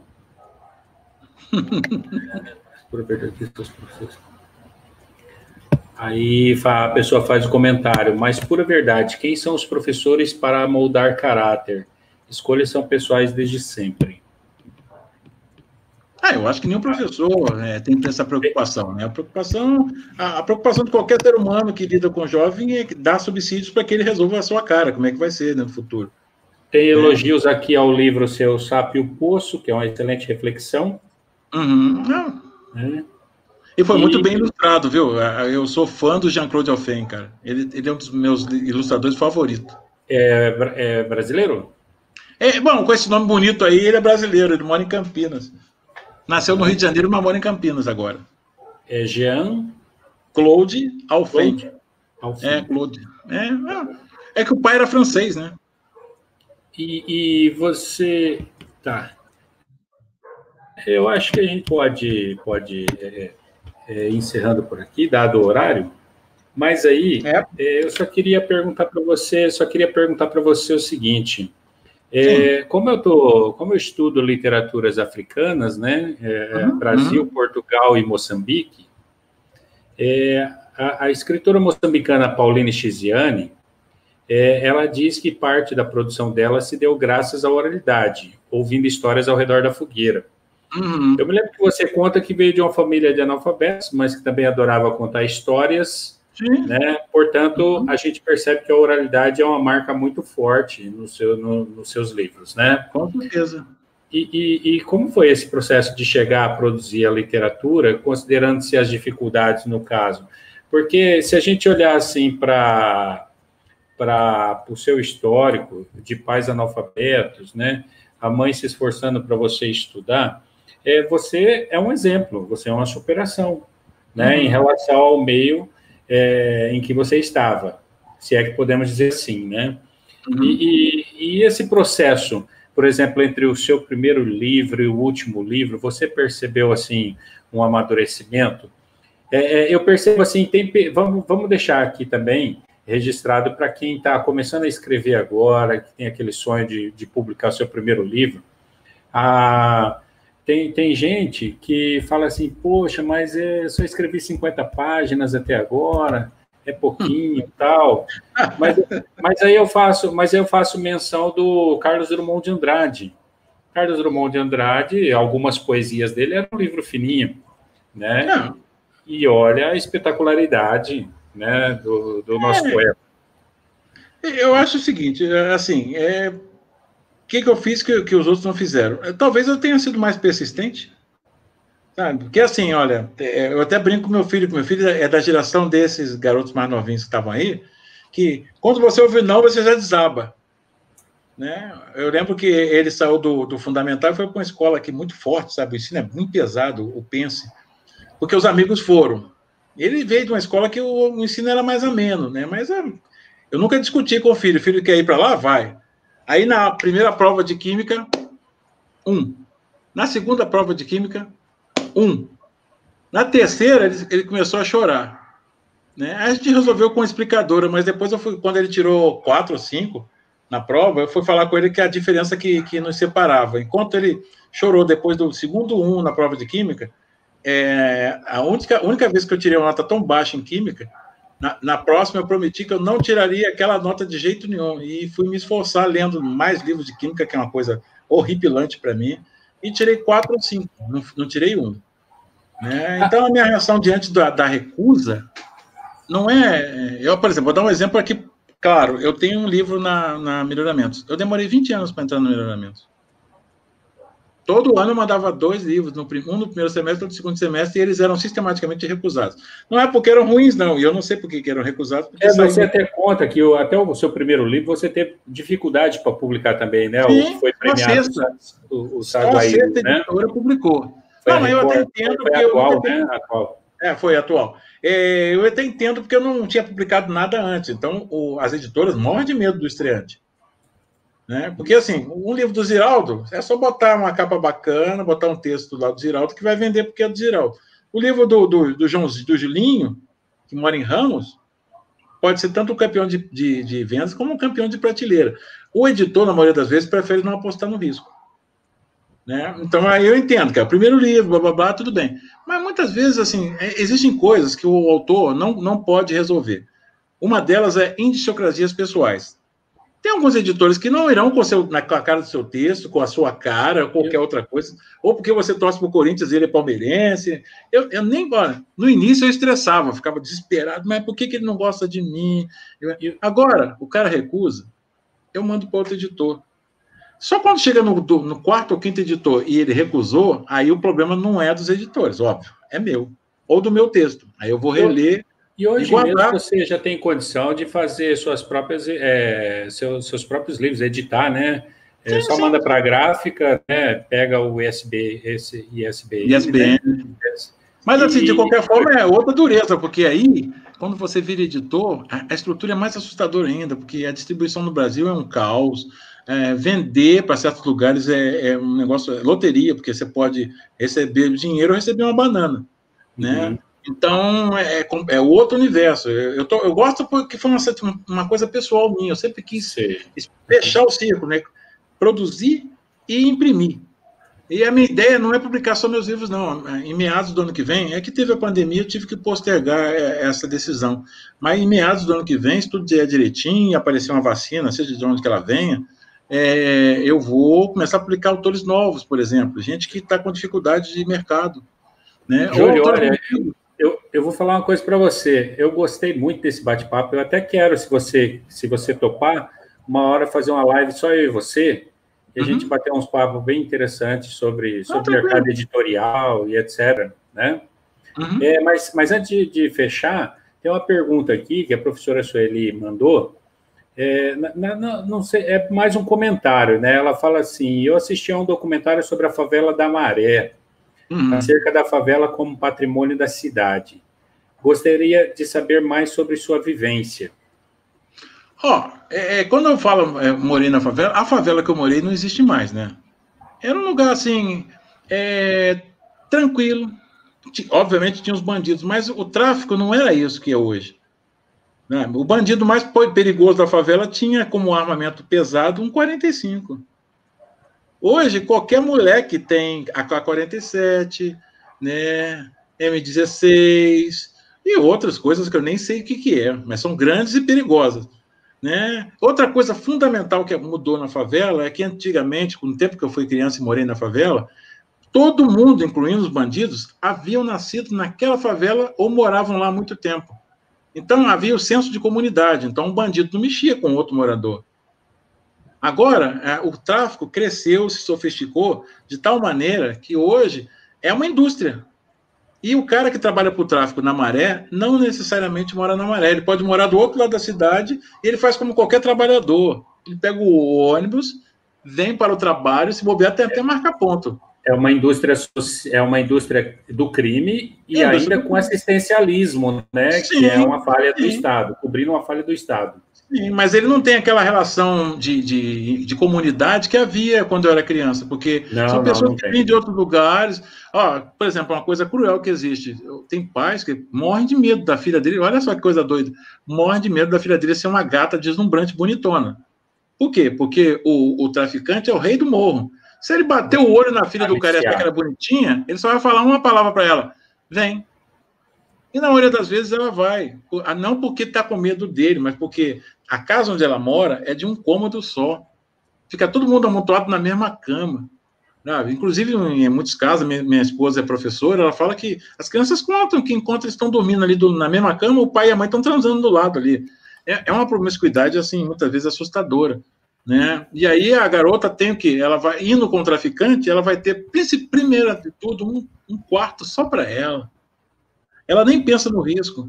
Então, o mundo da favela hoje não é romântico. E se alguém tentar romantizá-lo, tá de má fé. Entendeu? Porque não há romance nenhum na favela, sabe? Deve se urbanizar, deve se levar condições dignas para as pessoas? Perfeitamente. Enquanto aquele espaço ali for chamado de favela, ele não faz parte da cidade. Ele é um quisto, né? Ele é um gueto, né? Enquanto aquilo for assim, essa coisa distinta do resto da cidade, separada, não é o Rio de Janeiro. É a Maré, é o Alemão, é o Chapadão, é um outro lugar, não é a cidade do Rio de Janeiro.